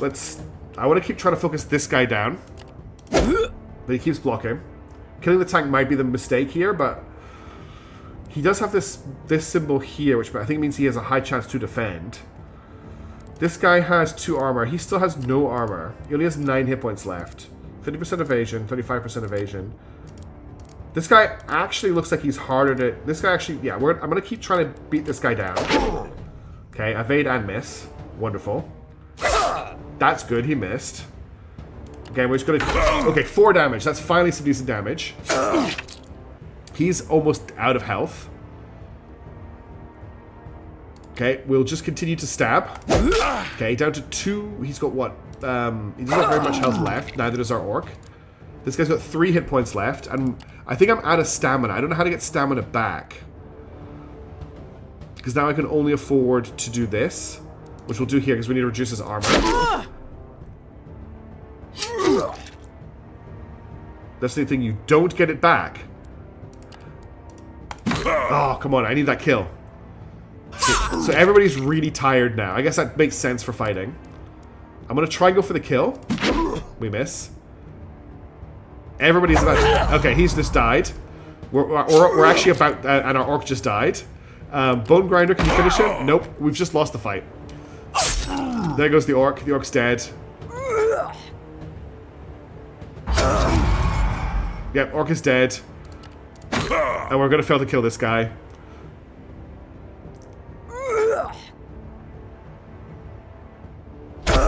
Come on, finish him off. Okay, we managed to kill the Myrmilio, but we still have the other two guys to fight. Predictable. I think that's actually a overconfidence is a valid use here. Okay, I think what may have happened here is he is out of stamina to fight. Okay, everybody's now out of stamina to fight. Can I retreat? How do I get stamina back? That just lets me do this. Remind yourself Okay, I that can change the overconfidence stance. is a slow and insidious killer. Forward turn and replenish 2 power. Okay, I've got some power back. They have no power. So I need to move back into the front row. And now I can start beating them up again. This is going to take a long time, but I could still win this. Because they don't know how to fight anymore, it seems.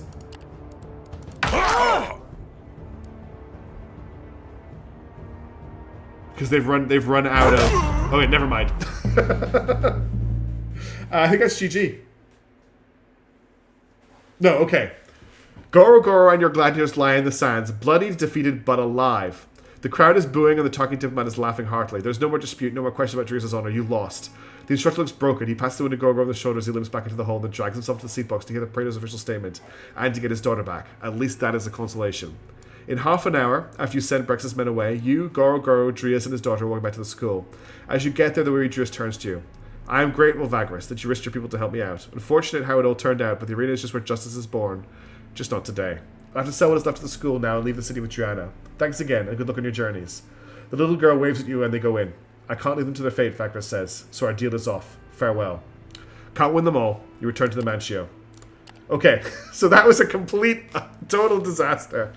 I can't believe that went so badly. We need to find a job. We need to find a destination. We can't stay in this town any longer. So we just have a quick look at the map.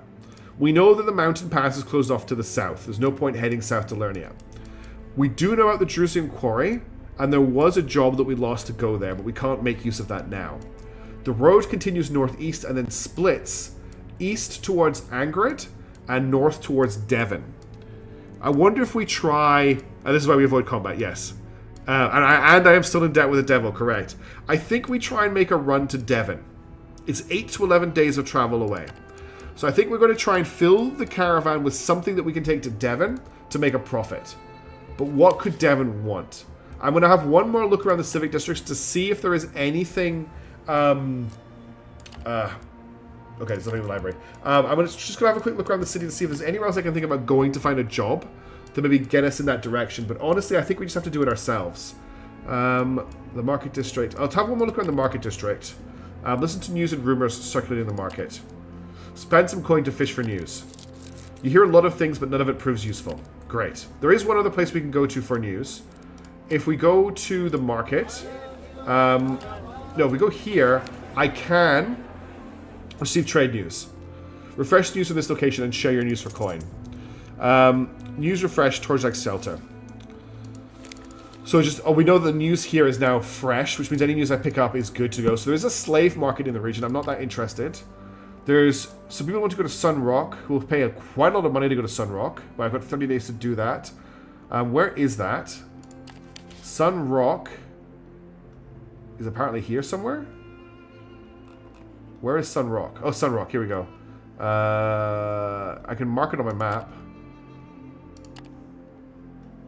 Where is Sun Rock?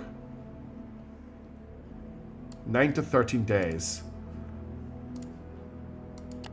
Mark location remain visible. Guard. It should show up on my map if I mark it, but I can't see it. Sun Rock is west of Devon. So it's somewhere here. Maybe I just don't know where it is.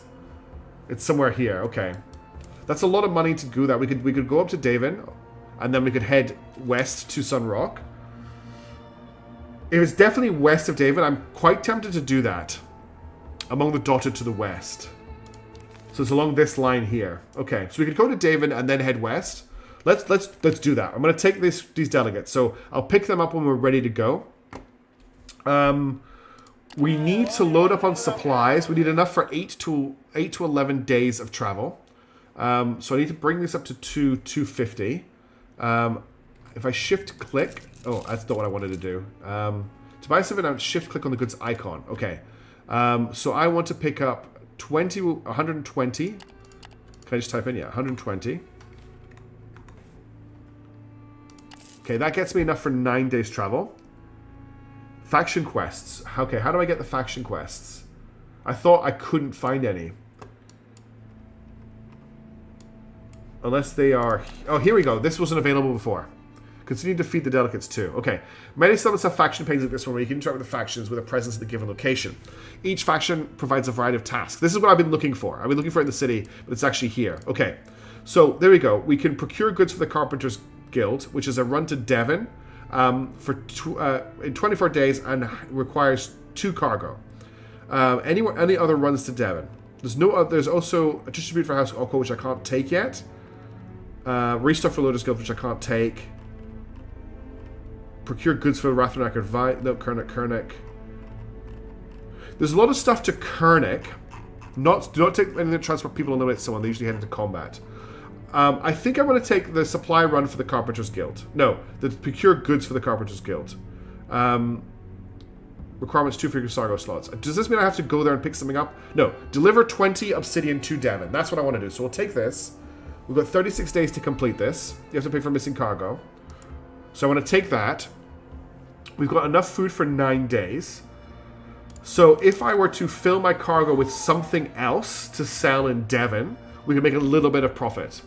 And then I'm not going to take the... I'm not going to take these guys to Sunrock. Just for now. So what do we think is going to be worth some money in Devon? How much is obsidian to buy? If I can buy it. Is it cheap? Obsidian is going to cost me 7 and 2 to buy one of. Do we think we can sell obsidian for a lot of Devon? It seems to be what we're taking there anyway. If I sell it for more than 7 and 2, I've made a profit. Is there a safer thing I could take? The thing is, I just don't know enough about the world to know if obsidian is worth taking. I'm going to take a gamble on the obsidian. I'm going to buy a stack of obsidian. Hopefully that's enough. I've got 9 days worth of food.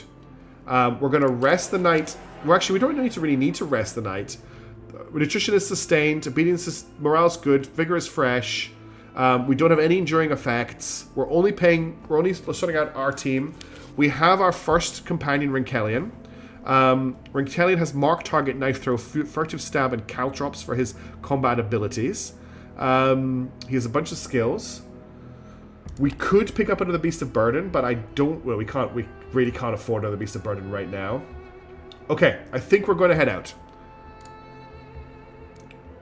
We trudge towards the city gates. You approach the mighty gates. One can see the scorching desert loom above the cruel black battlements. As the Comitatus takes its place in the long line of the vast gate, you notice a lean woman dressed in bureaucratic tunic and a cape.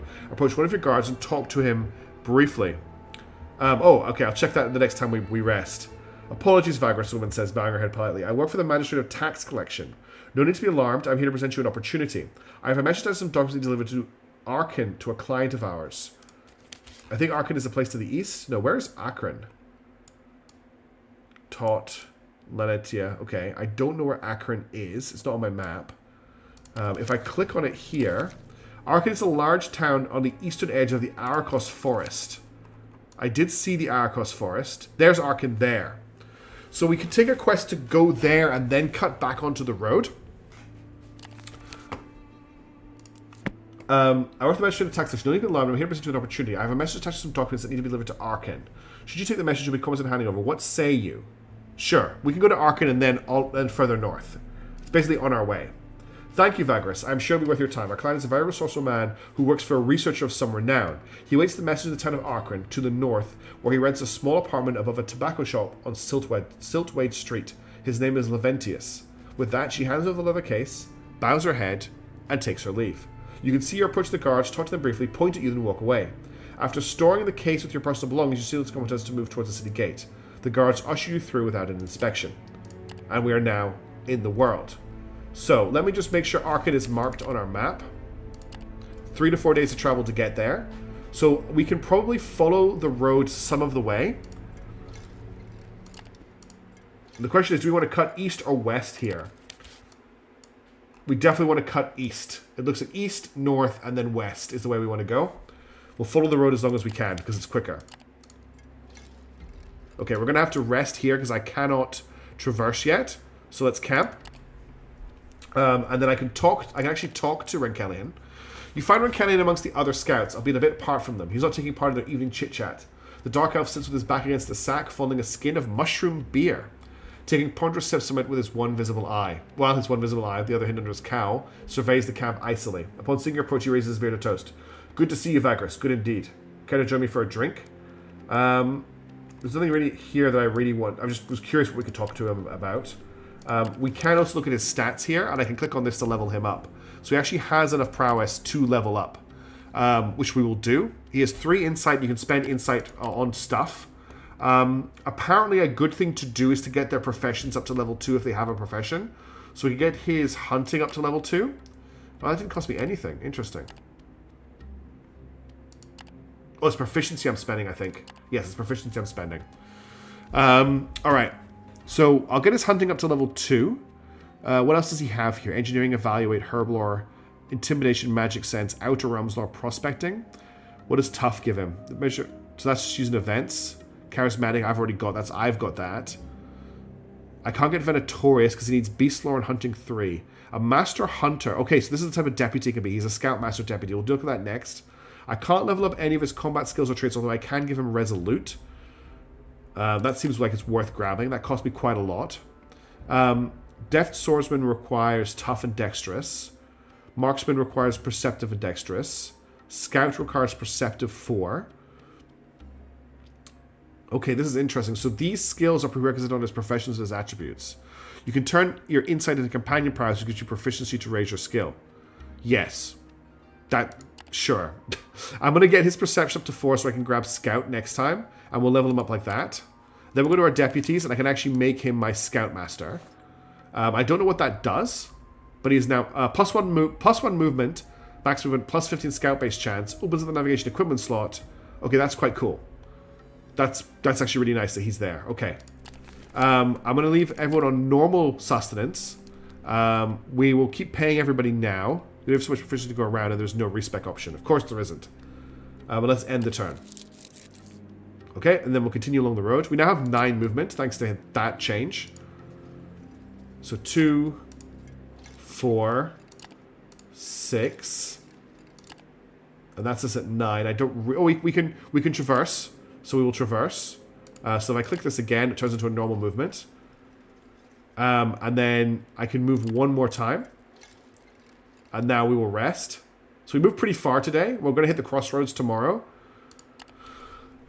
We've got food for 8 days. Everybody is looking sustained. They're getting paid, so they're not too unhappy. Let's end the day. No events so far. Let's continue north to the crossroads. We can actually we can actually approach and enter the crossroads. So let's see what's going on here. 3 large marble obelisks stand silently where the Emperor's Road and the Windway meet. Sometimes combatants stop here before continuing their arduous journey south, north, or east. We've got food for days. 8. The standing stones care little for such visitors, for they've witnessed so many of their short-lived kind pass by. The whistling of the wind and the swirling dust never ceases here. This is it, the grand junction where the Emperor's Road meets the Windway, where it all comes together, the throbbing heart of the whole region. It's rather disappointing. The 3 lean standing stones, each about 60 feet high, surround the crossroads. Impressive as they may simply be because of their sheer size, they are otherwise featureless, and there is nothing else of interest here. At least, not at the moment. You know for a fact this could be quite a busy site, as a lot of the Komitati and travelers pass through here, often making camp for the night. Examine the waystones. The gigantic pointed obelisks are made of marble and stand on large, round pedestals, covered in dust from the plains. You try to look for differences between them, however subtle, but can't make out anything. Surprisingly, not even graffiti, although I would assume that countless passersby would leave their marks on them. They loom indifferently over the crossroads, apparently not bothered by the comings and goings of mortals and the marching of time. If I do this, am I going to lose time? Available daily. Look on the area a bit, maybe there's something here you've missed. You sent a few scouts out, but nothing can be found. Okay, then we'll use some lingering. Let's keep moving. And that's all we can do. I think I did lose that. No, I don't think I did. Okay, there's the road that leads to Arkan. Let me just check something. So if we're here, to get to here would cost us 2, 4, 6. To get 3, that would cost us 7. To go along here would cost us 3, 6, and then a 4. But I wonder if we cut along here, that might be... So that would be 2, 4, 6, 8, 10... 3, 6, 9, 12. It is faster to follow the road. Okay. 6 days of food remaining.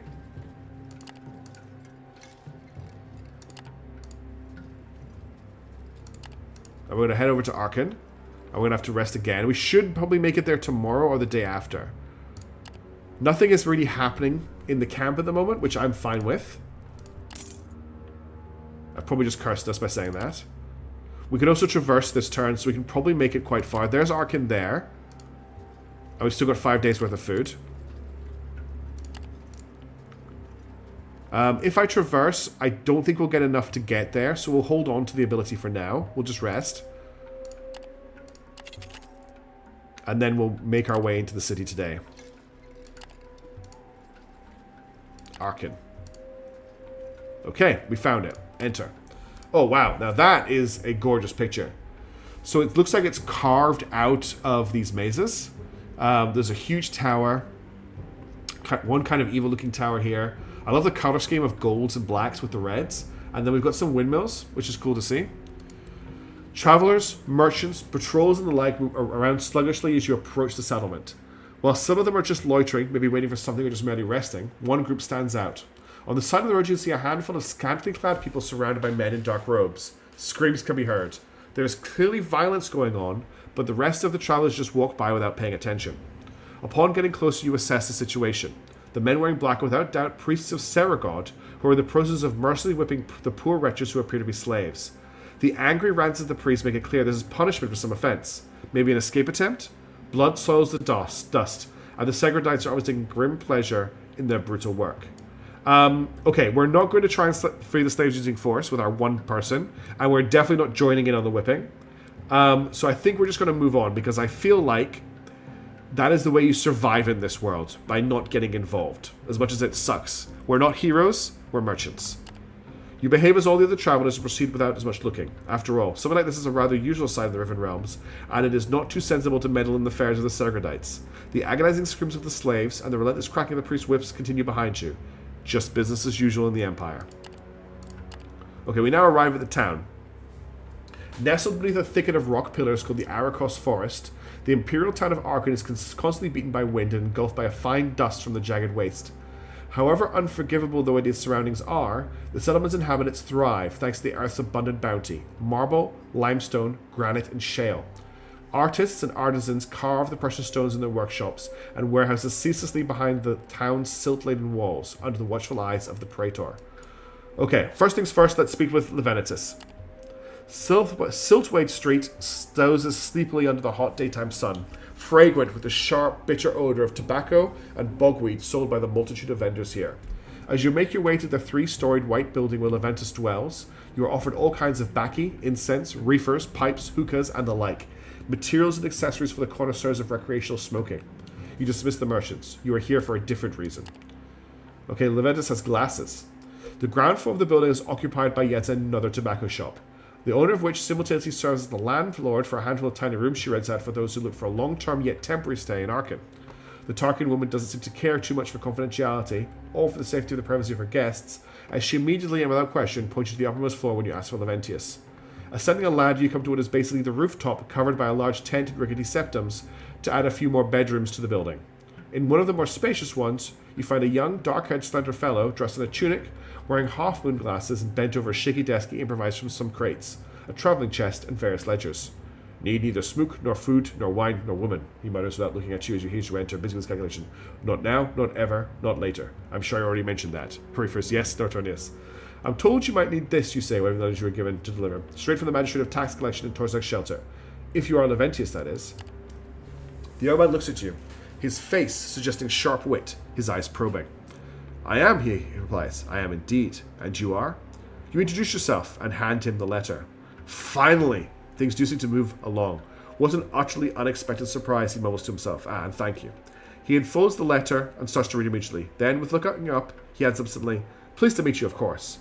Then, within an instant, he seems to forget you even there. At first he reads eagerly, but after a few moments, an expression of jaded disappointment appears on his face. Splendid. Just splendid, he sighs, then goes on sputtering. Now there's the imperial bureaucracy in full swing as I know it. Reliably incompetent as ever. Good job, you cretins. Top of the line, indeed. Which of you ever encountered a slared bull during mating season and... You demonstratively clear your throat. Leventius looks up once again, slightly irritated. You're still here. Was there something you wanted? Then he murmurs, but of course. I'm to pay you the fee for delivering. Forgive me. It's just that I have a lot on my mind, and this piece of moronic writing certainly didn't diminish any of it. But that's not your fault, is it? After some rummaging, he finds a coin and gives it to you. Thank you again. You've certainly travelled far to bring me this. 1 learg. Say, Fred, he continues when he examines pensively, I'm right to assume you're quite a traveller? You and Leventius nod at the same time, as he's answering his own question. Of course. Would you care to take me as a passenger in case you have plans to visit Lumen anytime soon? Where is Lumen? Oh, another place I have no idea on. Okay, if we click on this, the center of Imperial crystal harvesting outside of Sargot Kala, Lumen is a middle-sized town in the middle region of the Empire, nestled right next to the South Calaris. The South Calaris. The Vortex? It's just west of you. This is Lumen here. No, that's not the place you talked about, is it? Lumen. It's just west of me. Wait, I'm down here, aren't I? Lumen. Okay, it's over here. If we were to go to Lumen, we wouldn't be able to make our delivery to Devon. So we might have to come back and do this. But we can pick him up and take him there later. It's not like I've got a time limit on it. Thank you, Tron, by the way.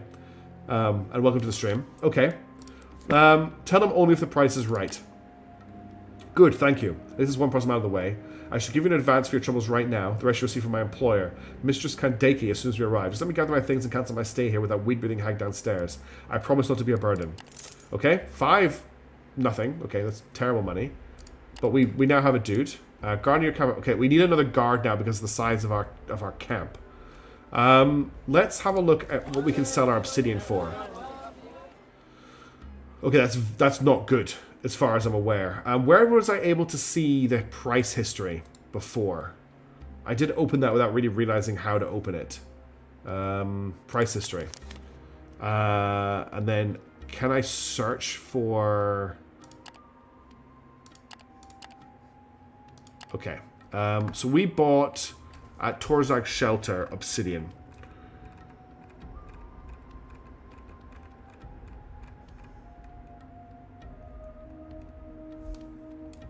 So we bought it for 7 and 2, and we can sell it here for 7 and 7. We'll make a tiny profit on it here, but it's very small, if I'm reading this correct.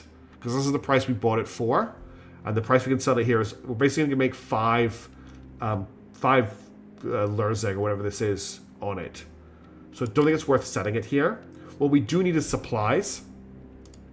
So I'm going to buy 20 supplies. I think you bought it for 7 too? Okay.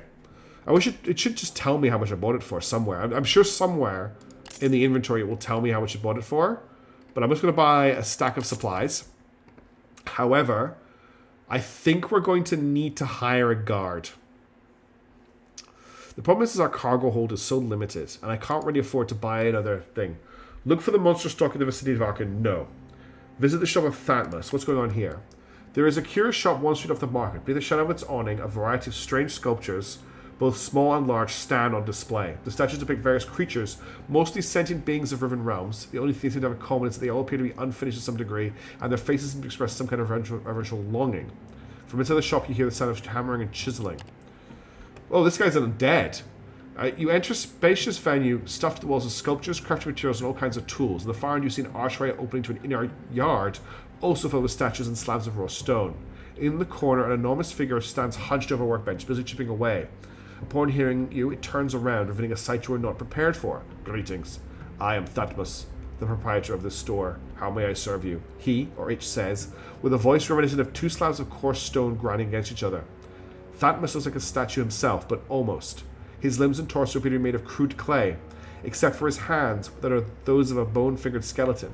His head is a yellowed skull with an eerie glow in the eye sockets, and his chest is open, revealing a frail ribcage within the clay hull. All in all, it looks like someone started to encase a human skeleton inside a constantly damp clay golem of sorts, but has not quite finished the job. Look around the store and decide what to do. Well, this is curious. Ask Thutmose about his wares. Of course the skeleton jaws utter, mocking the movement of a living mouth quite unnecessarily. The voice seems to come from somewhere inside his body. Everything you see here around is for sale. Take your time and browse at your leisure. I'm also buying statues off you should you have any for sale. So if I click buy a sculpture, what's going to happen? Okay, so we can buy an exquisite wood carving for 8 and 5. It gives minus 50 fire resistance. A small statue carved from peculiar wood that looks alive due to the sculpture's skill. That itself is vaguely humanoid. That's very expensive. Not experienced enough to judge these prices. Okay. I think we come back here and we have a lot of money. What we're going to do is if I hire a fighter, that's going to cost me more upkeep. Okay, there's a worker looking for opportunities at Devon, so we can take them with us. I'm just not sure if I should hire a worker or not. Although at the moment, yeah, we're partially defending because I don't have enough guards. Let's take the worker. Workers looking for opportunities that want to go to Devon because we're heading there anyway. That still gives us 8 days worth of food. I don't know what this button here does. What's the difference between this and this? What does this do? I think that sells a fighter. Okay. If I pick up 8 fighters, you need 4 to be fully defended, 6 to be partially defended, 9 to be fully defended. Each fighter carries 2 cargo. Each worker carries 6 cargoes. You need 6.8 workforce from your workers, slaves, and passengers combined for the Operation Comatose. So I would need to hire 2 fighters to properly defend. Post-station guards cost 1 vigor during camp. But if I hire 2 fighters, I don't know if I'll be able to afford to carry enough food. Is my concern. Okay, I'm going to hire 2 fighters. We now have enough food for 7 days. And we haven't freed up any more room in the cargo hold. How far are we from Devon? 6 to 9 days of travel. That's concerning. Okay, we're just going to have to go for it. Let's rest for the turn. Yeah. I'm just going to do a normal rest. Although that will put our morale up, actually. While we're here, let's do a rest. We'll scavenge for a bit of money. Okay, we actually got a little bit of cash from our jobs. And now we're going to make our way up to Devon. Hopefully without starving. So we're going to follow the road because it's cheaper. I've already bought supplies and I've already rested Tachyon, don't worry.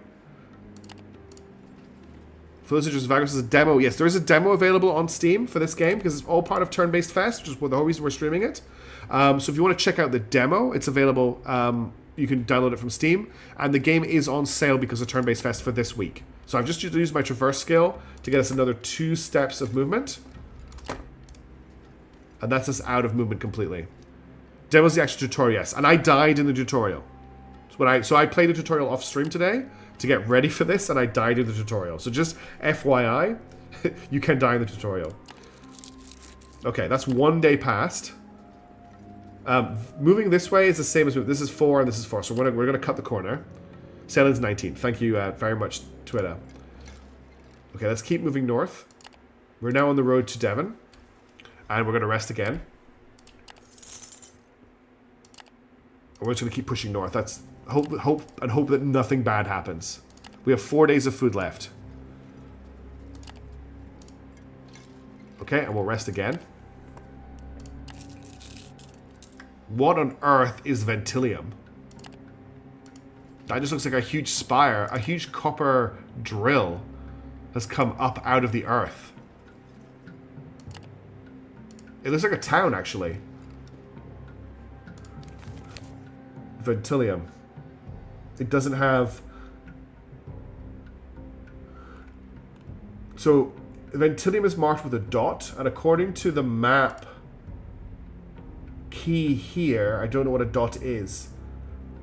What on earth is a realm gate? I don't think...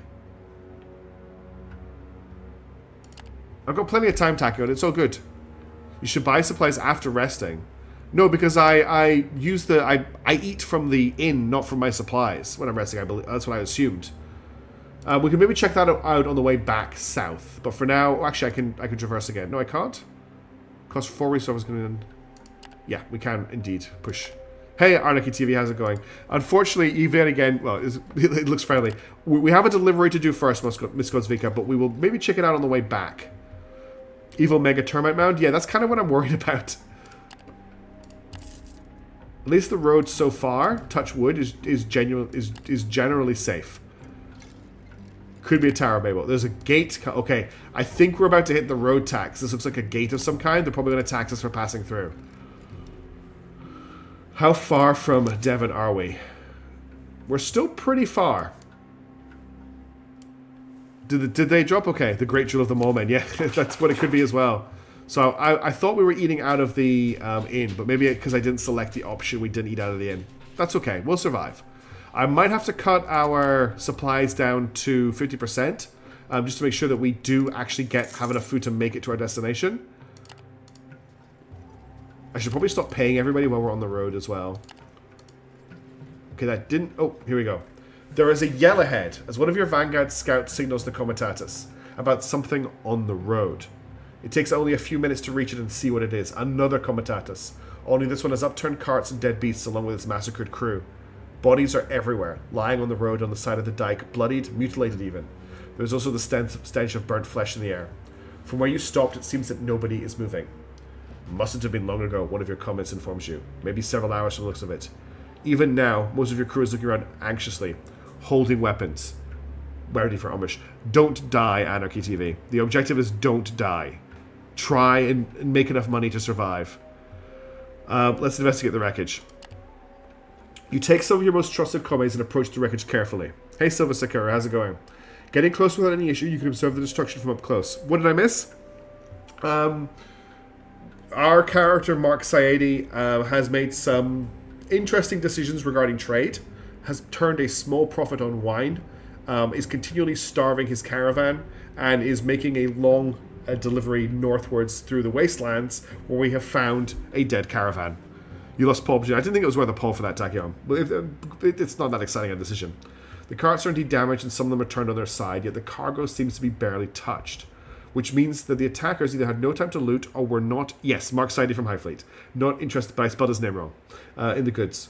Most beasts of burden were killed very early in the attack, struck down by arrows and javelins. The crew and guards were massacred when they tried to defend themselves. They seem like your regular trader sort, though a few of them are wearing colored steel, the likes of which you've only seen on soldiers of the dragon armies. Everything points to the assault being well coordinated, the work of professionals. After a while, you identify the attackers. They look like mercenaries in dark armor. A scout tells you that she did not think any of them got away. Then there are the burn marks all over the place. Whatever caused them must have been potent, like dwarven bombs, or only smaller. It scorched carts, the stones of the road, and people alike, perhaps even killing some of them. The strangest is a pair of corpses fused together, as if petrified into a lethal hug by what you can only imagine was some devastating arcane force. They are so badly burned that it is impossible to make out who or what they once were. Suddenly, there is an anguished cry from the other side of the wreckage. You and your fighters rush there to see a young woman whose right leg is stuck under a fallen cart lying on the ground. Desperate, but unable, to get away from a man in leather armor crawling towards her, brandishing a long knife. He has almost reached her, raising the knife high to strike, while the woman is trying to kick him away with no avail. Neither of them has seen you yet. So something that comes up in the tutorial is that it is considered extremely bad luck in this culture to not help other travelers in danger. It is seen as an omen to invite bad luck on you to not help other people in need. So I'm going to rush to the woman's aid. You leap forward and finish the man with a single decisive whack to the back of the head. The dagger falls on the ground from the mercenary's now limp hand, and the terrified woman looks up at you in utter shock. Now it is clear that she is dragonkin, with fine scale covering parts of her body along with small barb-like spone spikes. Her reptilian eyes wide, she sputters unintelligibly for a few moments before managing to speak coherently. Who? She seems to suddenly realize something. You're not one of them. Ah. She lies back on the ground and laughs. You can see tears in her eyes. It takes her several minutes to calm down, and you use that to have your crew free her leg and tend to her wounds. I am very grateful, she says eventually, wiping her eyes and gritting her teeth as her leg is set and bandaged. I am the luckiest person alive, really. What were the chances that someone shows up just before? Her voice breaks, but she composes herself. I cannot thank you enough, Vagrus. But I am forgetting my manners. Forgive me. My name is Findorath. I am a representative of the Dragonlands. Well, of the Blue Brood, to be precise. Thank you for saving my life. Findorath seems a little reluctant at first, but then she clears her voice and looks you in the eye. My superior and I are diplomats on a mission given to us by the leaders of the Blue Brood. We hired this comitatus after leaving our homeland to take us south, where we're to meet something important. Everything went smoothly until the attack. We didn't expect something anything like it. Why would we have? Our mission is important but not clandestine by any stretch of the imagination. But these murderers were clearly here to kill us. So I lost my place. They even had a sorcerer with them to hide their presence and to counter the magical abilities of my superior and my own. She stops and looks around and struggles to her feet. Alright, mishaps, have a good one. You follow to the place where two burnt corpses are, twisted to a single morbid column of charred flesh, forever locked in a deadly embrace. There, Findorath breaks down crying and falls to her knees. Remain tactful, but console her. Rencalian lost loyalty. You tell her that she is safe now, and she should be resting. You ask her how she can be of assistance. It does not seem to help that you gave Findorath a cape that she managed to drape around her shoulders, and slowly but steadily the weeping comes to an end. I'm sorry, I did not know Hathras, my surveyor, too well. I was assigned to him as a diplomatic attaché. Oh, I love his Zimji. I hope that's for good reasons. She sighs, finally having conquered the subs. But he was a good man. To see him end like this. He saved me too, you know. I got stuck beneath the cart of the attack after arcane missiles hit the column. Hatharos blinked forward from a safe spot and grabbed the enemy sorcerer before he could finish me off. We were seriously outmatched, so he used his remaining arcane might to create an explosion that killed them both, along with many mercenaries around them. You instruct your crew to put the bodies to rest, and you moved away from the worst part and filled the calm yourself with a drink of cool water. I don't actually have that many questions. Let's ask her what she wants to do now. Dragon Woman thinks for a second and sighs. I have to finish what we started. Whatever happened here does not make my mission less important. More than ever, I think what we set out to do is important. Important for someone to kill for it. Apparently. I shall honor the work of memory of Hathras and these unfortunate souls and do my job. Make your decision about Findorath. Ask her what... I actually need to know where she was going. I can't disclose details, unfortunately, but a matter of state and professional integrity. It is by no means clandestine or menacing. What I can say is that my superior and I went south to Kernak Station, which is where we were, in order to make a contact there to be escorted to a meeting of diplomats. We left the Dragonlands to the Sapphire Pass, then travelled west until we reached the Emperor's Road. Turning south, we made good progress until this Val ambush happened. I have to carry on, no questions about it. I have to make it to Kernak. Well, we can take her to Kernak. Offer her to take her to Kernak. Hi, puppy. Oh, sorry. 1 second. The dog wants to be wrapped up in her blanket. Yes, I'll wrap you up. Good girl. It's chilly tonight. I know it's cold. Too cold for puppies. Here's your blanket. Good girl. There you go. Okay, so she's very thankful that we're going to take her to Kernak. She needs to be there in about 3 weeks. Okay. I offer you the dragon steel of my former companions. Wow. Okay, that seems like it's worth a lot. So we got 4 spice, 3 coffee beans, 1 dragon steel scraps, 250 supplies, 6 luck. We lost 1 movement, and Findorath gained loyalty. Okay, so we picked up some stuff. Let's keep going north. Right, we unfortunately are now in a bad position in that we can't carry everything that we want to carry. We're massively overloaded on cargo. So this stuff will be thrown away. I think, I've got a feeling that dragon steel is worth more than obsidian. So I'm going to swap the 1 obsidian that we bought for Dragonsteel. I cannot get rid of the other obsidian. That we're carrying that for a reason, so I'm going to have to dump the rest of this. Which unfortunately means we're going to have to dump 143 supplies. But it does mean we've got enough supplies to make it to the city without any problems. Next, of course, you lose all excess cargo was left in the overflow area. Yes. Okay. Let's hope that pays off. And now, sullen gales and odd wind are strange to wonders in the wasteland such as you. But even you have to admit there is something different about these gusts. It's almost as if there are voices on the wind. These are these insanity ones we've been hearing about. Just beyond the threshold of perception. Whispers. People stop on the tracks to listen and frown in concentration. The whole experience is quite unnerving. The crew touches on trying to think about it. Eventually the wind dies down. Okay, that's what we call foreshadowing. I'm going to put everyone back onto normal rations. We're at 3 days supplies. Yes, we should be fine though. I think we're close enough. She's injured, but she's going to try and heal, which is good. I could scavenge for supplies, but I don't have the movement for it. Let's just end the day. Fit of healed to hurt. Okay, so she's actually a party member. We should actually have a look at her stats. Guarding your camp, effectively puts us straight. Okay, so we now have too many people again for our guard. It's more of an RPG, Sylvis, than is this the full game? This is the full game, Moneyman. Yes, I don't have any of the DLC though. Apparently, if I tense, it'll be a very bad day. Okay, do not tense then. First planet to find dead caravan supplies calculated. Yes, that's exactly what I did. I did it on purpose. Okay, let's keep moving off. We're going to traverse this turn as well to get more movement. We're 2 days left of food. We must be getting close to our destination now, though. I can see another road joining this one. Yes, we're just outside Devon. Okay, we are just outside Devon. So there's actually two locations here, the Spires and Devon. Interesting. Yeah, no haunted houses, just scary movies, exactly. Or you will end up tensing and that could go very badly for you. Okay, we're going to rest one last time. And now we can make it to Devon and complete our first task. And we have made it. Okay, it's another underground city by the looks of it. These must be dark elves. And this is our caravan. More insect haulers as well. Warhammer Friday. So Friday I'm going to be playing a game called Minos. This is one more game for TurnBasedFest. Because that's why I'm playing this for TurnBasedFest. We reach the fortified gates of the city. After waiting your turn in line of chatting travelers, you have to approach the guards. Oh. Something I'm carrying is illegal. What am I carrying that is illegal? I didn't realize I was carrying... I can't check my cargo right now. I didn't realize something I was carrying counts as smuggling.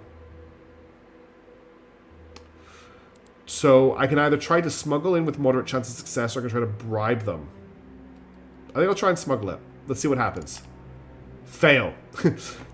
Your attempts to smuggle goods fail and the guards become fairly hostile. Your contraband is confiscated and a substantial fine is placed. It was the dragon skill. So we lose 12 of the Church of Sorogod, we lose 2 Lurg, we lose 1 morale, but we gain dragon steel scraps. We'll pay the gate tax. And we'll head in. Some passengers part way thanking your services, so that's those 2 people that are carrying us, and we actually gained some with House Darius. Now, did that take the cargo office as well? Yeah, we lost the dragon steel. We did lose the dragon steel, so we didn't make any money off the obsidian at all. Now, how do I get rid of this? Turn in. Okay, cool. So we just made a little bit more money turning that in. Okay. So all we really want to do here is pick up a job to go back down south. I don't want to spend too much time here. Bribe for the win. I should have bribed, yeah. Obsidian was in demand, so I would have probably made some money out of the obsidian. Let's top up our supplies. And then I want to buy... so I've got 120. I buy 130. That's a full stack. And then I probably want to buy another whole stack of supplies. I'm just going to sell the spice, I think. That was worth a lot of money, that spice. So that's good. Okay, we've got 3 cargo slots available. So what I'm looking to do is find something that I can sell, probably at Tor'Zag's shelter. That I can make a decent amount of money off. Now, the prices are 13 days old. Can I Sort by what's in demand. Sort by price date. When sets option displays private events in the tab compared to pinned. Okay, there we go. So I actually want... So I'm at Devon. And I'm interested in the biggest price difference between Tor'Zag Shelter and here. Bronze is... No. Chitin is buying for more and selling for more. So I can make a profit on chitin. I can make a profit on coffee beans, I think. Nothing is hugely different in price that I can see. There's very little to make a profit on here, actually. It looks like the highest options for profit are going to be chitin, I think. So we buy chitin for 3 and 6. We buy chitin for 3 and 6, and we sell it for 6 and 1. We're basically doubling our price on chitin if it is still as in demand as it looks to be. I've got 8 days worth of supplies. From here straight to Tor'Zag Shelter is 8 to 11 days of travel. So I wonder if I buy another stack of supplies, and then I buy 2 stacks of chitin. And that's hopefully going to make us some profit. We should also look at leveling up Findarth, because she has 1 to level up here. So she has Chain Lightning, Force Shield, Electrify, and Fly. Durable spells. Your magical spell effects last 1 initial turn. That seems pretty good. Pure Blood. +2 power, +1 initiative. That seems pretty good as well. Spell Penetration sounds good. Channeling. Skill power cost reduced by 1 to a minimum 1. That sounds very good as well. Channeling sounds like a good one to go for first of all. So I need Savvy 3 and Strong-Minded 3. So I get Savvy 3 pretty easily. And then I can get Strong-Minded 3 not too hard either. The next time we can level up for Channeling. Let's keep the rest of our proficiency for later. Let's confirm that level up. Okay. Any equipment we want to grab here? We could grab some extra storage to get more cargo. Nothing else here that I can super see. And there's no faction offers. Is there anyone wanting us to take anything to Tor'Zag Shelter? So distribute for this needs 2 free cargo slots. Okay, we can't do that. Do a 30 pottery. Conquer your target. So I can't take on any of these because I don't have enough space in my caravan. And I still don't think that it's a good idea to buy another Beast of Burden yet. I don't think we can afford to support it. I've got 12 days worth of food.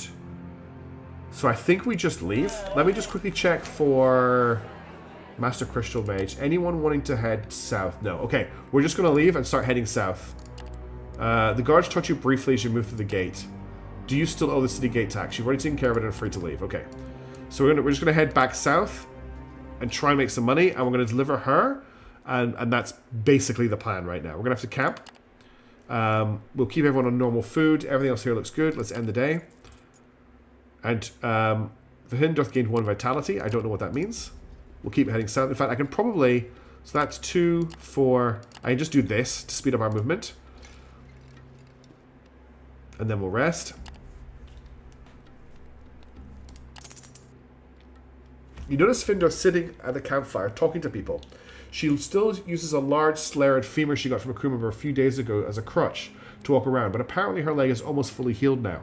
And her being miserable when not socializing, there's no wonder why she takes every opportunity to speak to the crew. She notices you, smiles, and beckons you over. You join Findorath, and the two of you chat briefly about neutral things before she commends your crew. Your people seem an alright sort. Some of them made sure I rest undisturbed and eat my fill every day since they've taken me in. I'm very grateful. Gotcha. You comment on how she seems to be getting better. I am, though it still hurts some, but yes, I'm definitely better now. Listen, I wanted to talk to you. Is now a good time? While I was recovering, I was thinking about the ambush and what it all means. I had little else to occupy myself with. The whole matter is very suspicious. Like I said, our mission was not clandestine, but is a well-kept secret nonetheless.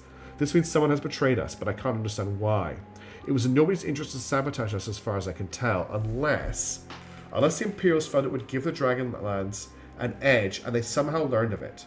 The assassins were indistinct but well-equipped, maybe freelancers, which means the client wanted everyone to be unaware of who they were. Disguising it as an outlaw attack must have cost a fortune. It would fit into an Imperial operation. I apologize if I seem to be rambling. I know I haven't talked about my mission. I have good reasons for this. But I might have to trust you with some of the details if you assist me. Long story short, the guide we are supposed to meet in Kernak was tasked with taking us to a previously undisclosed location, the site of a meeting between envoys. The meeting was to discuss a matchup between several dragon broods. And the reason for it not being in the Dragonlands is because the Black Brood is involved. Because the convocation's agenda concerns the Dragonlands and Dragmalak, Dragmalak is a strange, isolated country that relies on its astonishing military and sorcerer's powers to survive while surrounded by enemies. Okay. I never considered that anyone wanted to thwart it, but they may be naive. And if some power profits from hindering the cause of dragonkind, it is the Imperials. That is why I think they may have somehow learned of this and set up the ambush. All this intrigue is making my head hurt. I should hit the sack. Okay. So we're getting involved with something that may be quite dangerous by the sounds of it. So 2, 4, 6, 8, 10. And then I have to wait for the camera to catch up before I can take my last step. That's quite a funny thing. I can't manually move the camera, so I have to wait for it to like pan down before I can move. We'll rest again. We're making good time here. We're just gonna head straight to Tor'Zag. We're not gonna turn off like we did last time. Just following the road, which seems to be the best way to travel right now until we get ambushed. How are we doing? We've got 8 days worth of food left over. Oh, should we check out? Let's check out Ventulium. So we'll head to here. And we'll check this place out, find out what it is, because everyone was really curious about it. I'm very curious about it. So tomorrow we'll work out what Ventulium is. Okay, the graphics are just empty plainsland. Eerie, high-pitched music floats across the jagged plains and draws travelers towards a rock shelf where a grand spire stands so tall it seems to pierce the clouds. The intricately carved stone plays strange melodies ceaselessly under the hot gaze of the cruel sun. If Ventulium is the instrument, the constant wind is the musician. The one can only guess who the composer is. Even from miles and miles away, the melodies played by the grand stone called Ventulium can be heard loud and clear. The comatose approaches the monolith quietly. The crew listens intently, trying to catch familiar tune in the tumultuous cacophony, while beasts are shrouded in tense silence. There's nothing here except for misshapen rocks and the towering grand stone itself. Before you stands the great monolith, reaching towards the skies in its twisted glory. Its pointed end must be dozens of yards from the ground where you stand, looking up. The stone seems somewhere out of place among the jagged rocks of the arid wasteland. Even with the smaller sculpted stones surrounding it in circles, its smooth surface and geometrically regular trenches and holes look artificial. Yet no sculptor, no matter how patient and good that craft, could have carved them. And even if they somehow did, to what purpose? Perhaps there are days when there are little to no wind blows here and the stone does not sing, but you somehow doubt it. Right now, the constant music carried far away... right now, the constant changing gale plays Ventulium like a complex flute.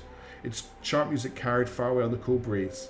The melody is surprisingly song-like, as if sung by some strange hidden creature of the sky. Listen to the melody with expert ears. Listen to the music for a while makes you realize that there are patterns in the perceived chaos, just well hidden for most listeners. Yet, with a good ear for melody, one can perhaps hear music. I don't know what this symbol means. We need a perk level of 8.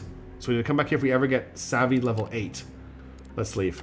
Okay, so that's all it is. It is a puzzle for if you have a very high... Savvy skill. So I need to get back to the road today. That was a little detour we took. And we'll rest. How are we doing? We've got 6 days of food. Let's keep heading south. 6, 8. It does take quite a long time to travel between places in this game. It's not like a quick... Every journey is quite a major undertaking. That's just 8 again. We've just hit the crossroads that lead towards that other town. So we're about halfway to Tor'Zag shelter. In fact, we're more than halfway. We're maybe three quarters of the way, or 2/3 of the way. We're probably 3/4 of the way to Tor'Zag shelter. So we're making good progress. Okay, let's keep moving south. I've got enough for a traverse this turn. So we can make some good distance. We've hit the crossroads, which we won't bother going into, because there was nothing there last time. That's going to take 3 movement. That's interesting. The road's obviously not as good here, because it's costing us 3 movement rather than 2. It's just for this stretch here, then it's back to 2. 7... I can't click on the last one, but because it's off screen. We've almost made it to Tor'Zag's. And then 2 there. It's just down here. It's just off screen. Quick camp and auto match can make exploration easier. While they're turned off by default, you can turn them on options. Turning automatic will make it so that when you choose a travel beyond your movement points... Oh, okay. That's fine. I don't think I need those options right now.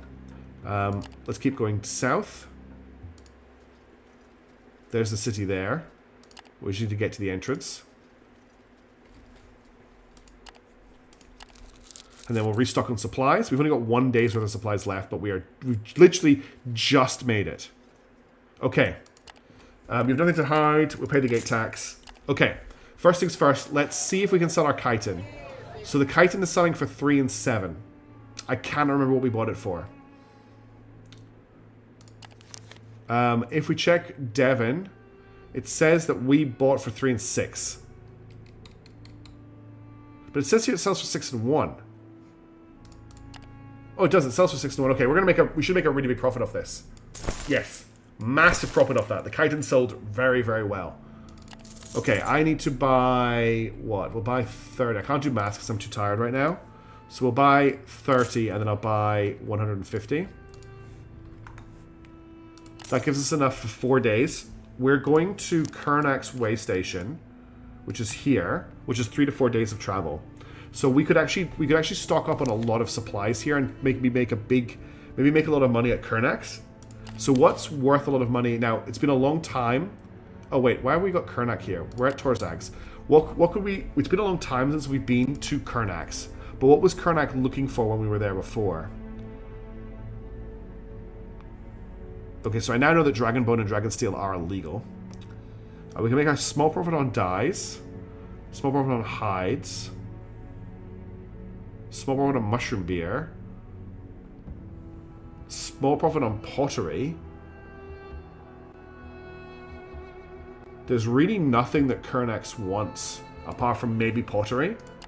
I don't know if it's worth loading up on pottery. Are there any... Oops, I didn't mean to do that. Are there any deals to taking us to Kernax? Supply run for Harsh Ordo. Deliver 100 mushrooms. We'll take that. So we've got 2 slots free. I think I'm just going to take... Yeah, I'm still not sure if I have enough money for a Beast of Burden, but let's do it. We're gonna hire a Beast of Burden. Buy obsidian, sell illegal obsidian blades. I don't know how to make them. Okay, so we now need to produce. We now are very close to hitting our workforce. Like we're just over our workforce maximum, so we probably need to pick up a little bit more crew. Why don't we hire 2 slaves and 1 worker? That may be too much, I don't know. So now we have a lot of cargo available, but we don't really have anything to take. Was there any other missions to Kernak? Because we maybe take some more. That's a fight, I don't want to do that. Lumen, Arcus Corey, Kernak, supply run for the Lotus Guild, which I can't take. Crimson Gate, supply run for the Ratharak Alliance. Deliver 30 pottery, so we can take that as well.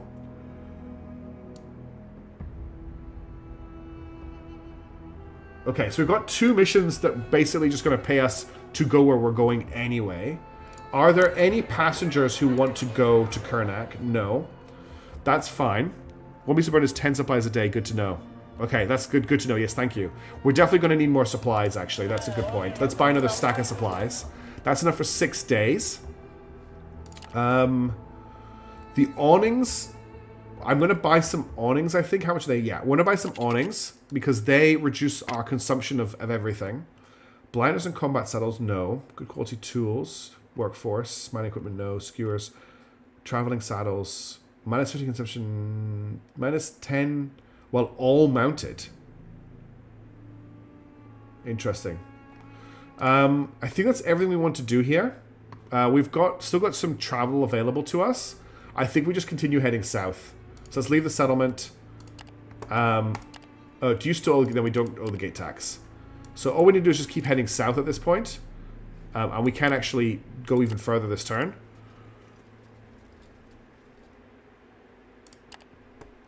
Everything good here. Yep. And we just want to push as hard as we can for Kernax while we have food. And we should make a decent profit off this run and complete the story objective. Obviously, I just realized that we're helping the girl before we help the boy.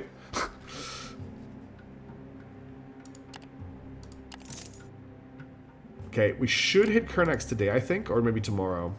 It's just further down here. We can traverse, so I can take another 2. And there's Kernak Way Station right there. It's just off the road. Interesting that it's off the road. That means I can't quite get there unless I march. I think I will march just to get there today. Oh, hang on. I want to march. I pushed the wrong button. Okay, and then we're going to enter. Okay, first things first, we're going to complete our missions. So that's just free money, which is great for us. Then... okay, we need to work out where we're going next before we really do anything. So we're going to find the guide. You accompany Finderith to the tavern where her contact is supposed to be waiting in a back room. Before entering, you come to the conclusion the smaller group would be less likely to draw attention than the Dragon King. To draw attention, and the Dragon King mage asks for discretion. Most of the combatants are still striking camp at the side of the Kernak building. Let's take our other person with us, just in case we get... I've got a feeling we might end up in a fight here. Your small team enters a smoke-filled common room where all kinds of travelers crowd together to relax. Mugs raised and toast and patrons roar in laughter at the recitation of nasty jokes and bawdy songs as you sit down at a more remote table out of view. Alright, it seems the guide left a message that he is waiting for me in a back room. She confides as she returns from a short trip to the bar, harried by the inappropriate gazes of men. She does not seem to mind or does not notice. Instead, she's eyeing the mug of mushroom ale she bought to look casual suspiciously, then looks up and adds, "The bartender told me. Insists that you should take your companion with her." Finderith and her escort disappear into the side corridor guarded by a bouncer. You ready yourself for a long wait, as such negations tend to get drawn out for hours, but you're soon jerked out of your reverie by a mild tremor followed by a furious thunderclap. It came from the corridor the two of your companions walked down, and now everyone in the common room stares wide-eyed in that direction. There is another thunderclap and some muffled yelling in the distance. Just as the bouncer gathers his whip, Findrath appears from the corridor and the bruiser steps back instinctively. Her expression, a mask of anger, would alone be enough to intimidate anyone, but the envoy also crackles with small sparks of lightning and is followed by your other grim-faced companion. They push past the bouncer, and as the commotion in the room escalates, she reaches them just by the bar. There was an assassin waiting for me. We managed to discover his ambush and kill him before he got to us. I can't believe it. I survived another attempt on my life. The guide was not lucky, though. He must have been murdered when the killer saw me arrive at Kernak, but that means they were waiting for us. Why?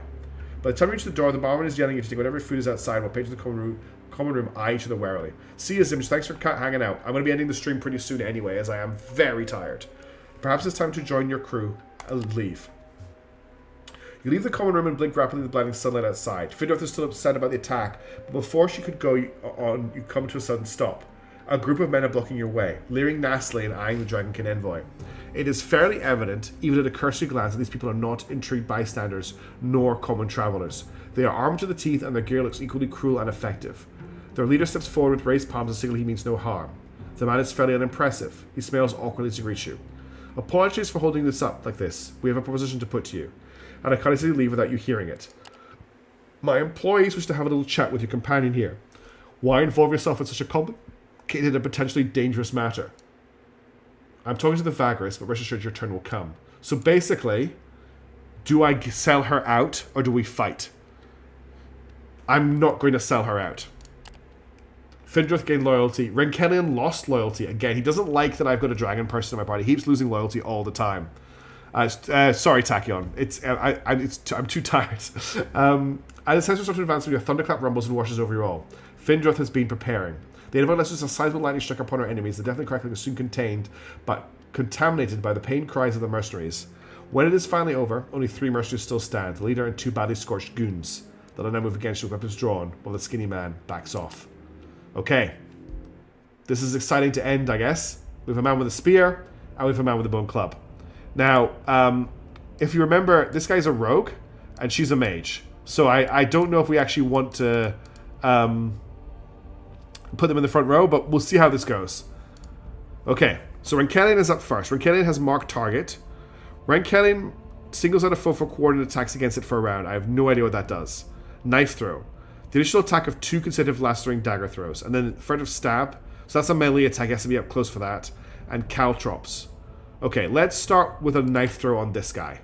Okay, nice. That was a lot of damage. Findrith dodges. Okay. Bone Club Man moves forward. So Findrith has... Awkward indeed have been great at a time like this. I'm just waiting for her tooltips to arrive. They do take a little while to arrive sometimes. Okay, tooltips have arrived. We've got Chain Lightning. Draconic lightning springs forth from the sorcerer's palms, leaping from foe to foe in a dance of death. So she deals damage to 2 enemies, power 4, and it penetrates. Electrify. A fork of draconic lightning strikes and scorches the foe, which does less. So this uses 4 power, this uses 1 power. Gotcha. Fly. So you can move anywhere. Force shield. Someone's a hovering force shield that protects ally from harm. Let's try for chain lightning. Oops. I didn't actually... Okay, that worked. I didn't need for it to work. Okay, he's marked her as a primary target. I'm just going to chain lightning them again. Seems very powerful. That killed one of them. Then we'll go for the knife throw on this guy. Oh, okay. Now that's more like it. Absolute dominance. Turns out magic is overpowered. You look up and see a dozen more mercenaries running up the road that leads to the doors of the Kernak house. Their leader is angrily urging to finish you off, while even the most curious bystanders have fled to safety by now. The local bandits and guards have withdrawn, probably having been bribed by your foe. Just then, when all hope seemed lost, your comets finally arrive and join the fight with some of the braver travelers who seem to resent the fact that patrons are harassed by common assassins. Are her wings disconnected? I didn't notice that. A bloody skirmish commences. As your crew engages in a bloody melee, you and Findorth are targeted by a few mercenaries who severed from the main group. All around you, the fight is escalating as your people try to reach you and the envoy. Yes, Nefri. Some of them may do so in time, but will it be enough to turn the tide? So we've got another fight? We've got another fight. They have an orc. Okay. I can only deploy 1 companion? No, I can deploy 2. I had a minimum of 1. Okay. Alright, Ronkelian is going to throw at the slinger, because slingers are annoying. Nice crit. Okay, he's going to move forward. What do you mean her wings are not attached to her body? Is it part of her, like, her idle animation? Yeah, okay, I see what you mean. They're not part of her idle animation. That is a big shame. Now that I've seen that, I will not be able to unsee it. Let's chain lightning these 2. Okay, that did not do a lot of damage, and she's running out of power. We'll keep trying to take this guy out. He crits. Not quite enough to kill him. He's going to move forward. Okay, she dodged. Sling. Oh, she's down. Okay, she's out of the fight. We're going to have to skip our turn to get some power back. So, remember that overconfidence thing? Jeez. So she's dead. And it's not looking good for Ronkelian. He still hasn't got enough power to do anything. Oh no, he's been forced to move.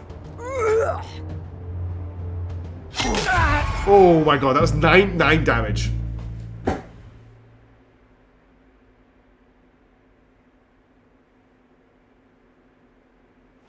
Findorth is downed by a vicious strike, and you can see that the fight has turned for the worse. Before you could flee, however, a small dagger flies out of the melee and hits you right in the throat. The blade is coated with the deadly poison, and you succumb to it in seconds. Your last moments are spent in agonizing spasms. Your journey has ended. Wow, that is what an end. I think we were actually doing quite well. We were turning a profit. We'd bought our second beast of burden. We hadn't starved anyone. No one in the caravan had rebelled against us. We were building up some companions, and we absolutely dominated that first fight. And then the game was like, oh, by the way, there's a second fight, and you're going to die. And just, like, that guy did 9 damage in 1 hit. I was getting happy if someone did 4 damage. So combat is pretty brutal. And Tachyon is right. This is actually a very good spot to end the stream, as I was getting ready to end it anyway, as I am very tired. So I will wrap things up here. I'm really sorry that it just ended so abruptly, but I guess that's Vagrus. This is definitely a game I think I will explore more in my free time. I'm not sure if it's a game to stream, because there's a lot of reading, and I know that's not super exciting for everybody. Rogue Trader kind of gets away with it because it has really exciting combat, whereas this is more like... just sort of different in the way it's combat going. Suddenly you're just dead, yes. Thanks to Hammer Gamer. I really enjoyed having you here for the stream. I am going to be streaming at the same time tomorrow, checking out another game. We're going to be checking out Minos, which is a... it's a... You play the gladiator. the Minotaur of the Labyrinth, and you build the Labyrinth to try and kill adventurers. It looks really interesting. We're jumping into that one pretty blind to check it out, and then I'll be back with Unicorn Overlord on Sunday as normal, or Saturday for most people, and then next week we'll be back with Terra Invicta and Rogue Trader. I've really enjoyed checking this game out. I really enjoyed checking out Aethermancer as well. If you're curious about it, there is a demo available on Steam, so you can play the entire prologue of the game, and I died in the prologue, so see if you can get further than I did and actually get past it. Oh, thank you, Tuna. Is it going to work? It did not work. Damn, I thought I'd fix the text-to-speech, but for some reason it's not working. Vagrus, it's hard. There you go, that's my attempt. Thank you very much for the super chat, T-Ram. That's incredibly kind of you. I am so indebted to you. Thank you so much for your support. It really means a lot, especially right now. But yeah, I'm going to head to bed. As I said, Minos tomorrow. I will do everything in my power to get you a Xenonauts 2 as well. Okay? Maybe a funky emoji? No, I think I've just broken it. My Microsoft Azure trial was supposed to be for a year. Turns out it was only for a month. And that seems to have broken the way the whole thing works.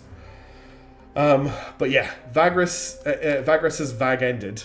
I guess is how I'm going to put it. I had a blast though. This is a really cool game. And I'm really curious to see what else is out there. So just having a look, there are what? 1, 2, 3, 4. There's 3 DLCs, which are like new stories that have come out. So I guess there's a lot in there. It looks like it'll be really cool if you go far. Yeah, I highly recommend checking the demo out if you thought this was interesting. There's quite a lot of content in that demo, and it gets you like an overview of the entire game. Plus, there's a psychic guy who has an ability that makes people's head explode. You tend to make the Pony Express. that sounds really, really cool. All right, everybody. I'm going to have to go. I'm really tired, but I really appreciate everybody hanging out. Have a wonderful day or morning or noon or night. Thank you so much for hanging out. I really appreciate it. I really appreciate your time, and I really appreciate seeing you. Instead of with 1480 movement points. Wow, that is pretty good. Yeah, that is fast. Holy crap. Okay, have a great one, everybody. I'll see you later. Ciao for now. Bye.